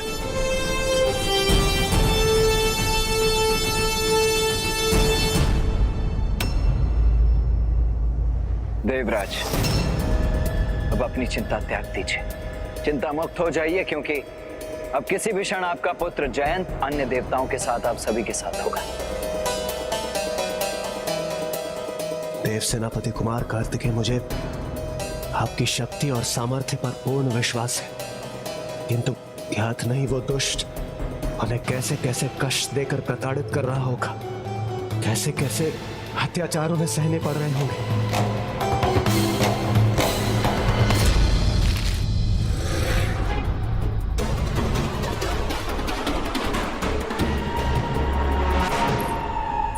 वायु के देवता, अब स्वर्ग में तुम्हारा कोई स्थान नहीं है। अब केवल महेंद्रगिरी के सेवक हो तुम, एक तुच्छ सेवक जिसे भैयासुरा पद्मन के आदेश का पालन करना होगा। सभी मार्ग, सभी स्थान, महेंद्रपुरी नगरी का एक एक कोना तुम्हारे स्वर्ग से भी अधिक स्वच्छ होना चाहिए। अब ये कार्य तुम्हारा है सेवक वायुदेव। जहां देखूं वो स्थान मेरे सुंदर मुख के लिए दर्पण के समान होना चाहिए, समझे? अन्यथा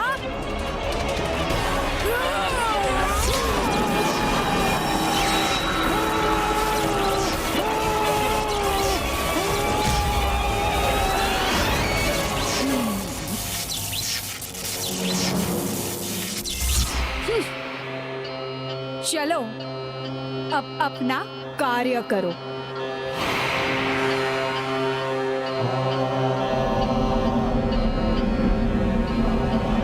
विवशता व्यक्ति से क्या नहीं करवाती, इच्छा हो अन्यथा ना हो।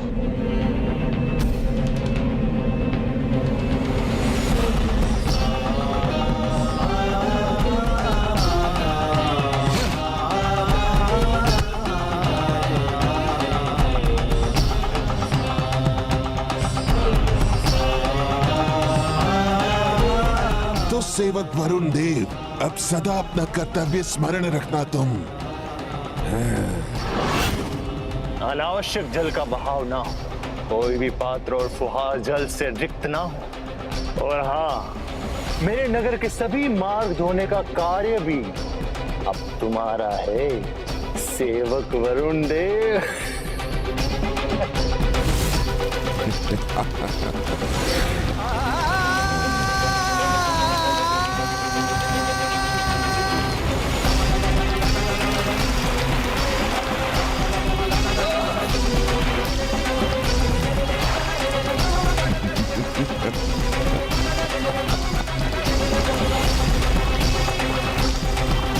न कार्य में विलंब हो, न कार्य रुकना चाहिए, अन्यथा विवश हो मुझे पुनः स्मरण कराना पड़ेगा।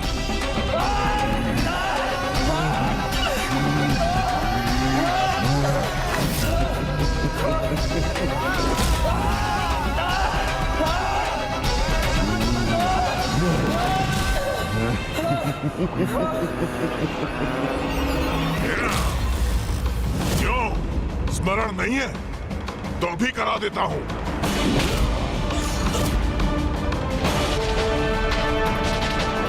अपने अग्नि के ताप को अपने तक ही सीमित रखना, किसी को भी किसी प्रकार की हानि ना हो। यहाँ पे कोई भी अग्नि की भेंट चढ़नी नहीं चाहिए, ना तन, ना वस्त्र, ना भोजन। स्मरण रखना अग्निदेव।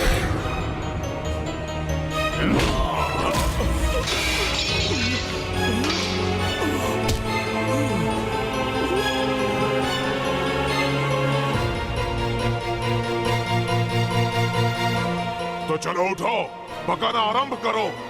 ध्यान रहे, एक भी दाना जलाना तो कठोर दंड के भागी बनोगे।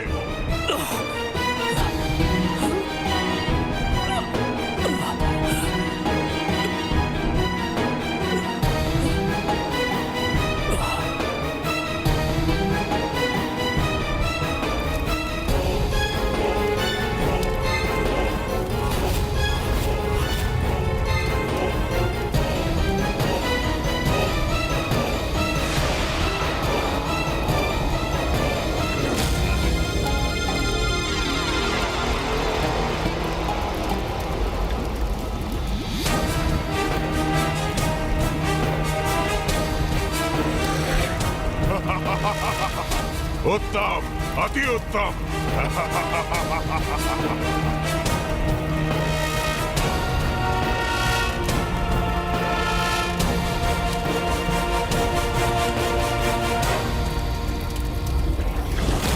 सेवक जयंत,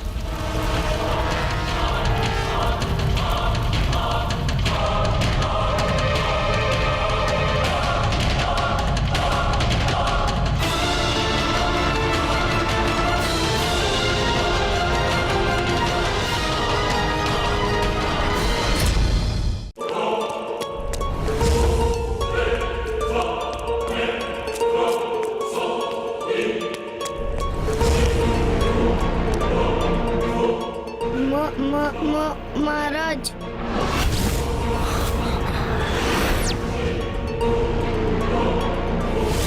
और तुम छोटे सेवक, तुम सदैव हमारी सेवा के लिए तत्पर रहोगे।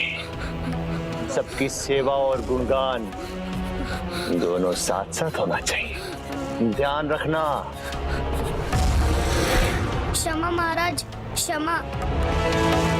असुरों के परम उद्धारक, एक सहस्त्र 8 ब्रह्मांडों के विजेता, शत्रुओं को त्रस्त करने वाले, हे महान असुर सम्राट सूरापद्मन, अपने इस तुच्छ सेवक की सेवा स्वीकार कीजिए।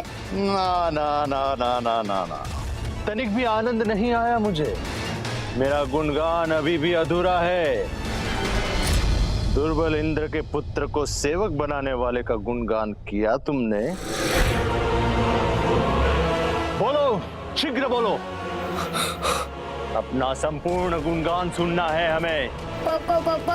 पिताश्री के पुत्र को अपना सेवक बनाने वाले,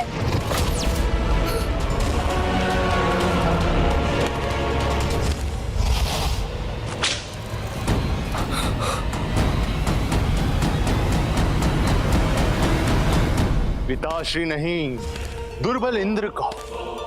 अब तुम किसी के पुत्र नहीं, मात्र और मात्र हमारे सेवक हो। सुना नहीं तुमने? असुरों के परम उद्धारक, एक सहस्त्र 8 ब्रह्मांडों के विजेता, असहाय देवताओं को पराजित करने वाले, दुर्बल इंद्र के पुत्र को अपना सेवक बनाने वाले, हे महानतम असुर सम्राट, मेरी सेवा स्वीकार कीजिए। इंद्र का पुत्र मेरा सेवक। आनंद ही आनंद, सर्वत्र आनंद। महाराज, महाराज, महाराज, महाराज, प्रणाम महाराज। महाराज, वो देवराज इंद्र यहाँ बढ़ा आ रहा है।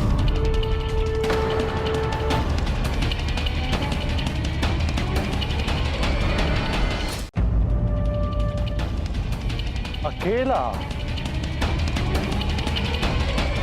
आने दो, मुझे और एक सेवक मिल जाएगा, क्योंकि अपने पुत्र की रक्षा करना तो रात्रि में सूर्योदय के समान है उसके लिए। क्षमा करें महाराज, अकेले नहीं, संपूर्ण सेना के साथ आ रहा है वो, और उस सेना का नेतृत्व वो युवा योद्धा कर रहा है।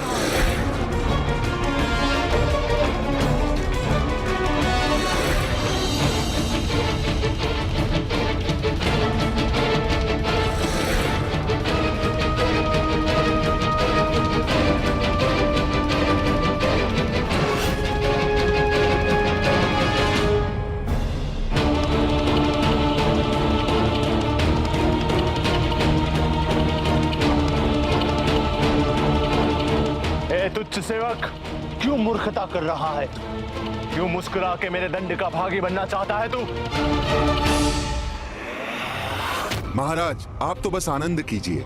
तुच्छ देवताओं की तुच्छ सेना के लिए तो हमारे सेनापति और हमारी सेना ही पर्याप्त होगी।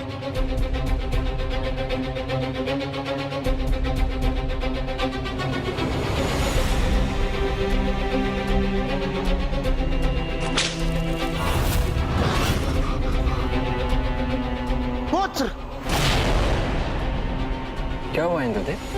सेनापति कुमार कार्तिकेय, वो दुष्ट सुरापद्म बहुत ही दुष्ट है। कहीं से हमारे और हमारी सेना के आगमन की सूचना प्राप्त हो गई तो कहीं वो मेरे पुत्र जयंत और अन्य सभी देवताओं को और कष्ट न देने लग जाए। उचित कह रहे हैं आप इंद्रदेव।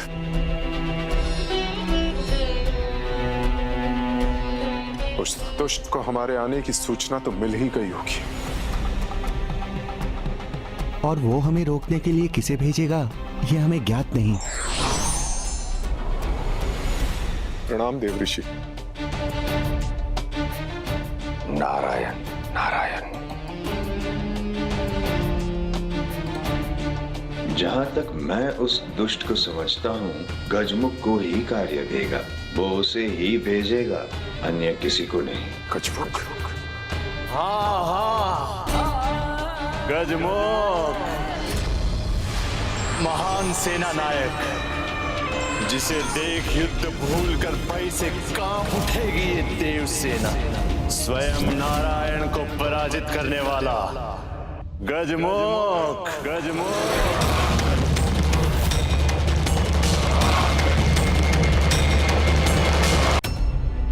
जहां तक मैं उस दुष्ट को समझता हूं, गजमुख को ही ये कार्य देगा, उसे ही भेजेगा, अन्य किसी को नहीं। गजमुख? हाँ हाँ, गजमुख, महान सेना नायक, जिसे देख युद्ध भूलकर भय से कांप उठेगी ये देव सेना, स्वयं नारायण को पराजित करने वाला वो गजमुख जिसने स्वयं नारायण को परास्त किया था। हाँ देवराज, जिसके सामने स्वयं नारायण भी अपने अस्त्र झुकाने पे विवश हो गए थे। ना ना ना ना, पराजय हो ही नहीं सकती हमारी। फिर तुम क्रोध दिखा लो या अपने सुदर्शन चक्र का ही उपयोग कर लो, सब व्यर्थ होगा।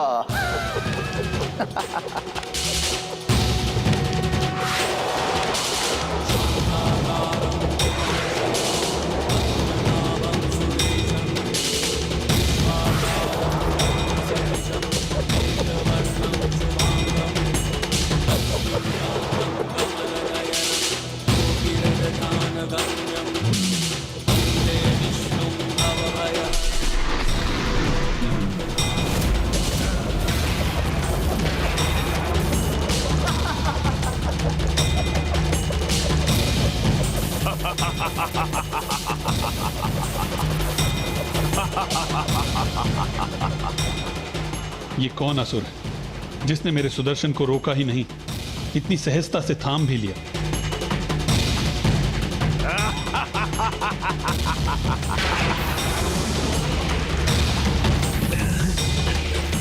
नहीं नारायण, ये चक्र मुझसे नहीं छुड़ा सकोगे तुम।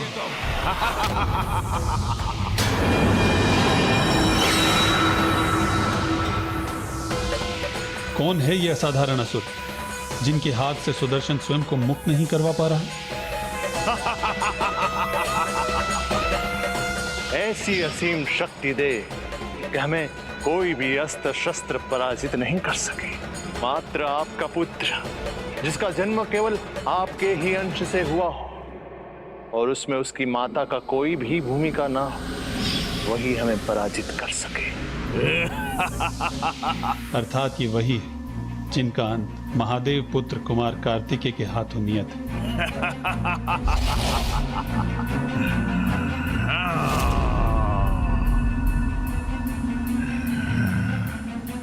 बस नारायण, नहीं थाम सके ना, छोड़ने पर विवश हो ही गए। गजमुखन हूं मैं, कोई साधारण असुर नहीं। सुदर्शन से भी बड़ा यदि कोई अस्त्र है तुम्हारे पास तो उसका भी प्रयोग कर लो, सबके सब विफल हो जाएंगे मेरे समक्ष। प्रत्येक घटना के पीछे एक कारण होता है गजमुखन। जाओ, इस युद्ध में तुम विजयी हुए।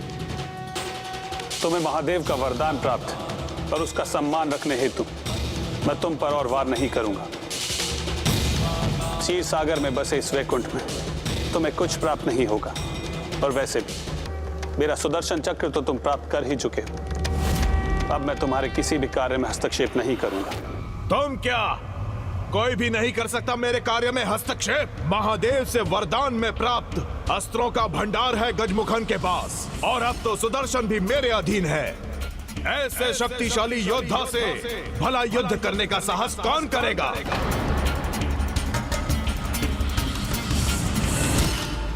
दम शक्ति का, यह अहंकार अभिमान का कभी लाभ नहीं देता, सदैव हानि ही देता है। और अधर्म के लिए प्रयोग की गई शक्ति तो सदैव हानि ही देती है। अवश्य ही कोई महादेव के समान शक्तिशाली आएगा जो तुम्हारे दम के साथ साथ तुम्हारा भी अंत करेगा। ऐसी गीदड़ भभकियों से हमें भयभीत नहीं कर सकते तुम। ऐसा कोई नहीं है, यदि है तो उसका परिचय दो। बताओ कौन है वो? तुम तीनों का अंत। तुम तीनों का अंत। हम तीनों का अंत असंभव है।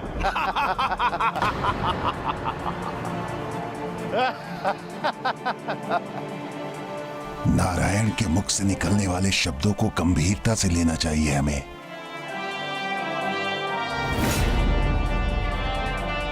अवश्य ही कोई महादेव के समान शक्तिशाली आएगा जो तुम्हारे दम के साथ साथ तुम्हारा भी अंत करेगा। तुम तीनों का अंत। यदि ये शिव के समान शक्तिशाली वही है जिसके बारे में नारायण ने कहा था, तो मुझे कोई असावधानी नहीं करनी चाहिए। अतः गजमुखन को भेजना ही उचित होगा। किंतु हम उसका सामना करेंगे कैसे? इस प्रकार तो वो असुरों की राजधानी महेंद्रपुरी तक और मेरे पुत्र तक कदापि नहीं पहुंचने देगा। इंद्रदेव, देवराज हैं आप, और देवराज के मुख से ऐसी बातें शोभा नहीं देती। अपने विरोधी का सामना करने से पूर्व ही आप कोई निर्णय भला कैसे ले सकते हैं? कोई भी ये निर्णय कैसे ले सकता है? वैसे भी अब चाहे वो गजमुख आए या उससे भी बड़ा कोई अन्य योद्धा, युद्ध तो हम अपने संपूर्ण सामर्थ्य के साथ ही करेंगे, और मैं किसी का भी सामना करने के लिए तैयार हूं। देवगण, आप सब बस आगे बढ़िए।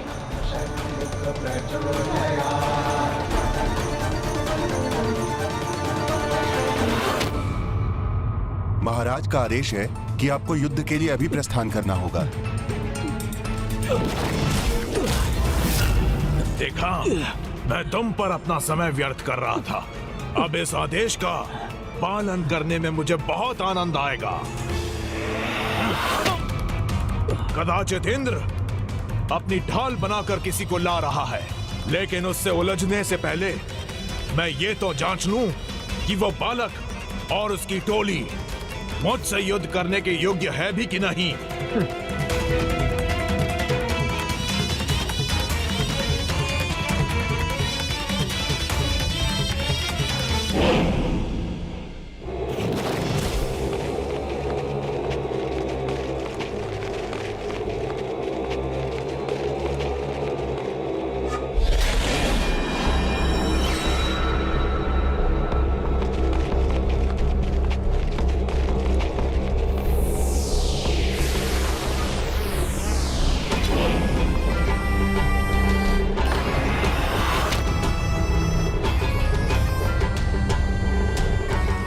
मुझे ऐसा आभास क्यों हुआ जैसे मेरे सैनिकों पर कोई विपत्ति आई हो। क्या हुआ देव सेनापति?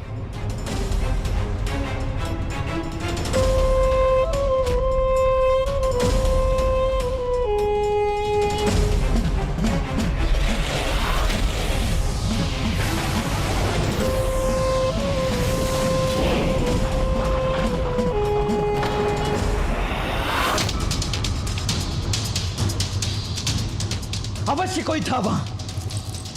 यह हमारे देव सैनिकों की संख्या कैसे कम हो गई? हमारे शेष सैनिक, वो सब कहां चले गए?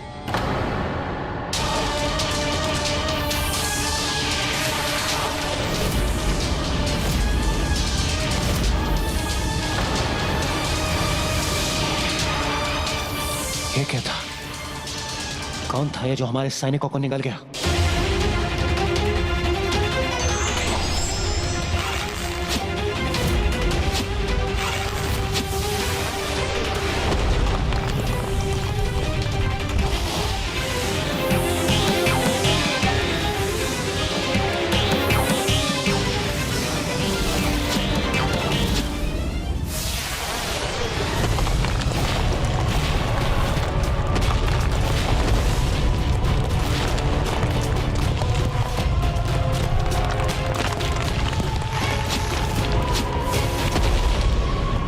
अपने अपने अस्त्रों का आवाहन कीजिए।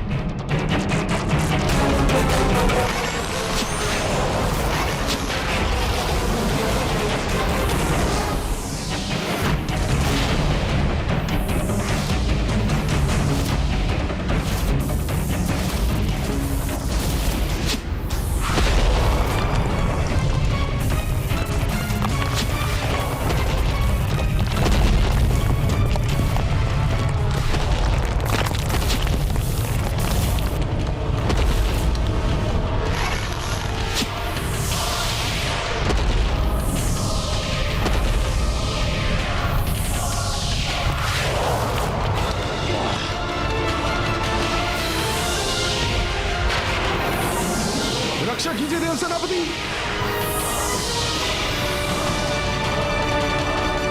रक्षा कीजिए हमारी।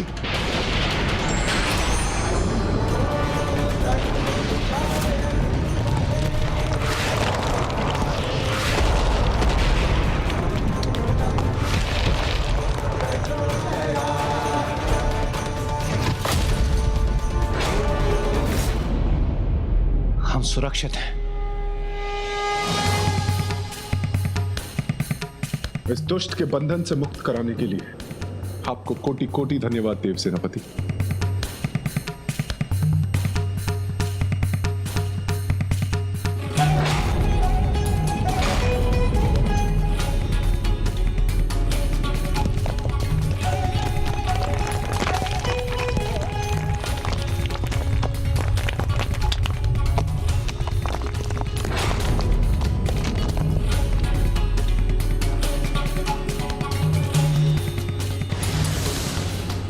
क्या था ये?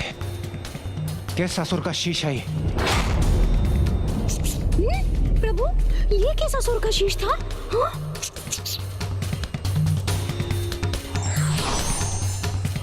प्रणाम गणेश जी। प्रणाम देवर्षि। गणेश जी, मैं यहाँ आपको सावधान करने आया हूँ, जो कि मैं देव सेनापति कार्तिकेय को नहीं कर पाया।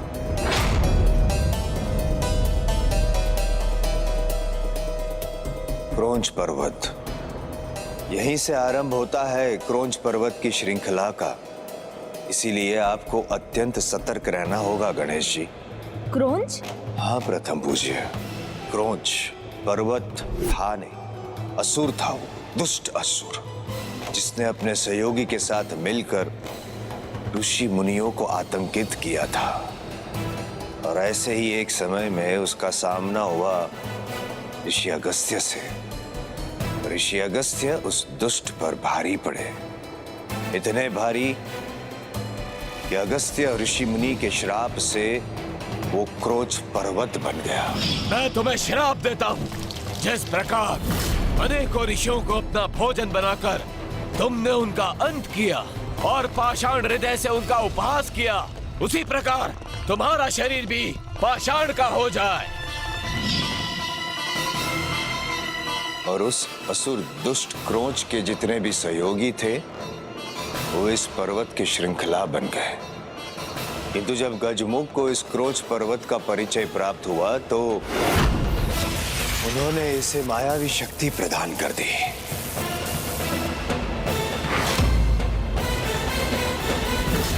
इतनी दिया कि जो भी इस क्षेत्र में आएगा उसे निगल जाएगा ये पर्वत, और एक बार जो इस पर्वत के भीतर गया उसका पुनः बाहर आना अत्यंत कठिन है, और इसे भीतर से भेदना असंभव। इसे केवल बाहर से ही भेदा जा सकता है, और इस संपूर्ण श्रृंखला में सर्वाधिक भयंकर है और विशालकाय भी ये स्वयं क्रोंच पर्वत। महाराज क्रोंच, यह सत्य है कि देवता अपनी सेना के साथ आ रहे हैं, और यह भी सत्य है कि जो बालक उनका नेतृत्व कर रहा है उसमें अवश्य कोई दिव्य क्षमता है। उसकी सेना को निगलकर हमने बंदी बना लिया था। आप मुझ पर विश्वास कीजिए, वो वास्तव में दिव्य है। लज्जा नहीं आती तुम्हें? तुमने महानतम योद्धा गजमुख के समक्ष असफल कर दिया, जो एक बालक को पराजित ना कर सके उसे जीवित रहने का कोई अधिकार नहीं। नहीं महाराज, नहीं।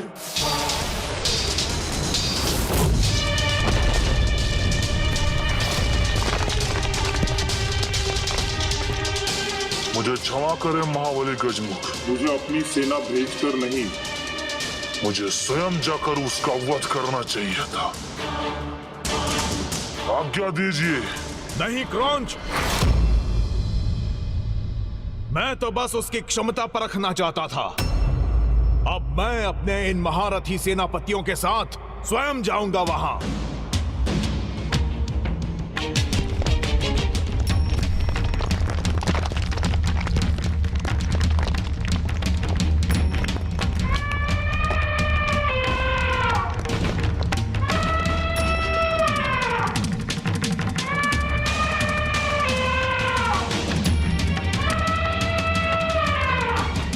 खचमुख तो अपनी संपूर्ण असुर सेना के साथ यहीं आ रहा है, किंतु हमारी सेना तो शेष नहीं रही। इस प्रकार हम इन असंख्य योद्धाओं का सामना कैसे करेंगे? देवगण, मेरे पिताश्री ने मुझे अटूट विश्वास के साथ यहाँ भेजा है और मैं उनके विश्वास को कदापि भंग होने नहीं दूंगा। इसीलिए मैं वो सब करूंगा जो मेरे कार्य को संपन्न करने के लिए आवश्यक है, फिर भले ही उसके लिए मुझे सृष्टि के सबसे शक्तिशाली योद्धाओं से युद्ध ही क्यों ना करना पड़े। मेरा तो क्या, ये तो मेरी सेना और सेनापतियों का सामना भी नहीं कर पाएंगे।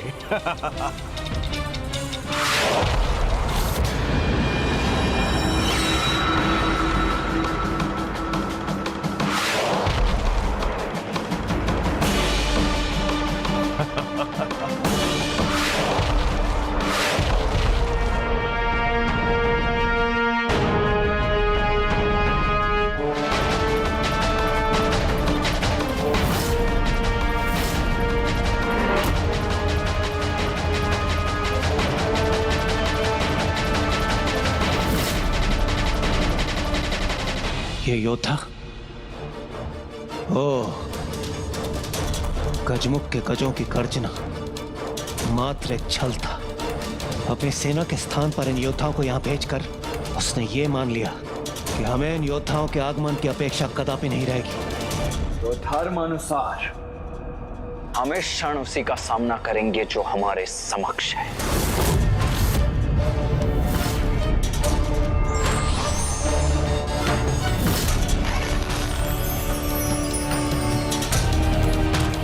देव सेनापति कुमार कार्तिकेय ने नव सिंह अस्त्र का आवाहन किया है। ऐसे 9 योद्धा तो क्या, उनके पीछे के सैनिक भी पूर्ण रूप से नष्ट हो जाएंगे।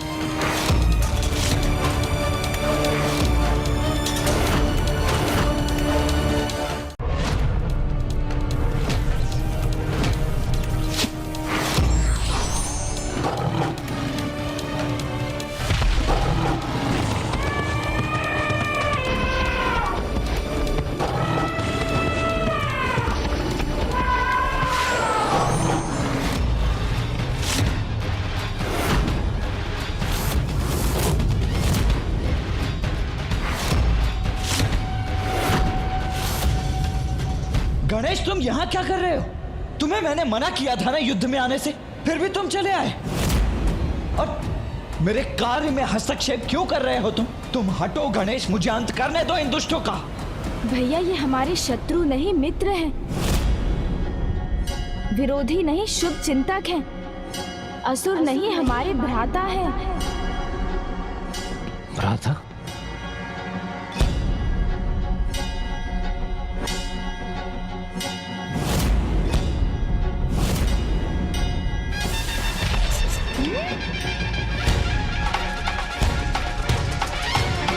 हाँ भैया, ये 9 योद्धा हमारे भ्राता हैं। किंतु ये कैसे संभव है अनुज? संभव है भैया, किंतु मैं समझ गया। मुझे आपको संपूर्ण कथा सुनानी होगी, तभी आपको विश्वास होगा। ये बात उस समय की है जब मुझे लगा कि जब मेरे माता पिता स्वयं नृत्य कला के जन्मदाता हैं, तो मेरे लिए नृत्य करना क्या कठिन होगा। किंतु ये मेरी भूल थी।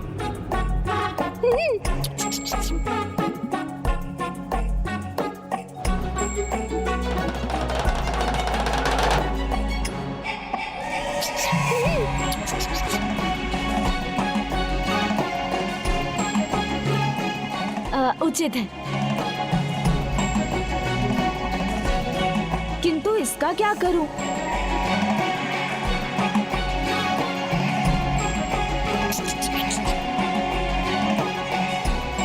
हाँ, ये उचित है।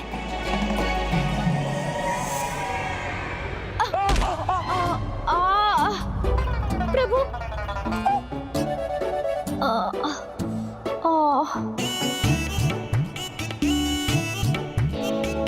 गणेश जी, प्रभु, गणेश जी, प्रभु आप आहत तो नहीं हुए हैं ना? ये मुझे क्या आहत करेगी नंदी जी? और वैसे भी किसी महासुर के साथ युद्ध नहीं, मात्र नृत्य कर रहा हूँ मैं। उचित है। ये एक नई मुद्रा है, इसलिए इसके अभ्यास में मैं तनिक संतुलन खो बैठा।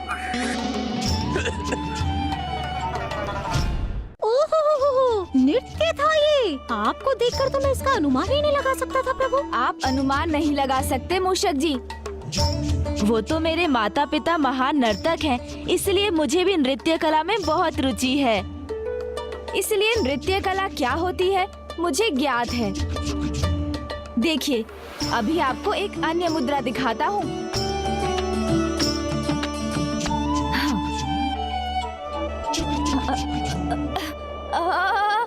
इस बार तो मैं भी अपना संतुलन खो रहा हूँ। प्रभु, अरे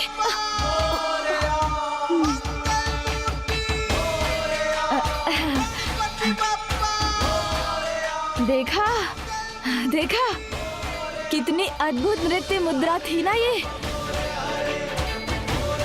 अवश्य प्रभु। प्रभु, ऐसे नृत्य मुद्राओं से तो आप हमारी रक्षा कीजिए। हाँ। किंतु मूषक जी, आप वहाँ कैसे पहुँच गए? और नंदी जी आप भी?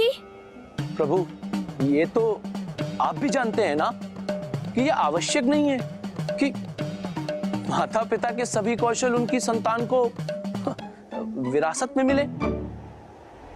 कदाचित प्रभु, आपको नृत्य सीखने के लिए कठिन परिश्रम करना होगा। उसके लिए सर्वश्रेष्ठ गुरु हैं प्रभु महादेव। माता पार्वती? नहीं मूषक जी, महादेव। प्रभु महादेव अद्भुत हैं, किंतु माता, उनकी नृत्य कला तो अतुल्य है। आप उन्हीं से क्यों नहीं सीखते प्रभु? नहीं मूषक जी, प्रभु माता श्रेष्ठ अवश्य है, किंतु महादेव, उनका नृत्य पूर्ण रूप से दोष रहित है। नंदी जी, आप उचित कहते हैं, किंतु माता के बिना शिव भी शव हो जाते हैं। मेरे स्वामी गणेश जी को उन्हीं से सीखना चाहिए। नहीं मूषक जी। नहीं नहीं, माता पार्वती महादेव ही सर्वश्रेष्ठ है। नहीं नंदी जी, आप मेरी अरे आप मेरी बात मानिए ना मूषक जी, महादेव ही सर्वश्रेष्ठ है। नहीं नहीं नंदी जी, माता पार्वती। अरे नहीं मूषक जी, महादेव ही सर्वश्रेष्ठ है। श्रेष्ठ है, माता पार्वती श्रेष्ठ है, माता पार्वती। अरे महादेव ही सर्वश्रेष्ठ है। श्रेष्ठ है। हाँ बस बहुत हुआ। मुझे ज्ञात है कौन श्रेष्ठ है और कौन श्रेष्ठतम।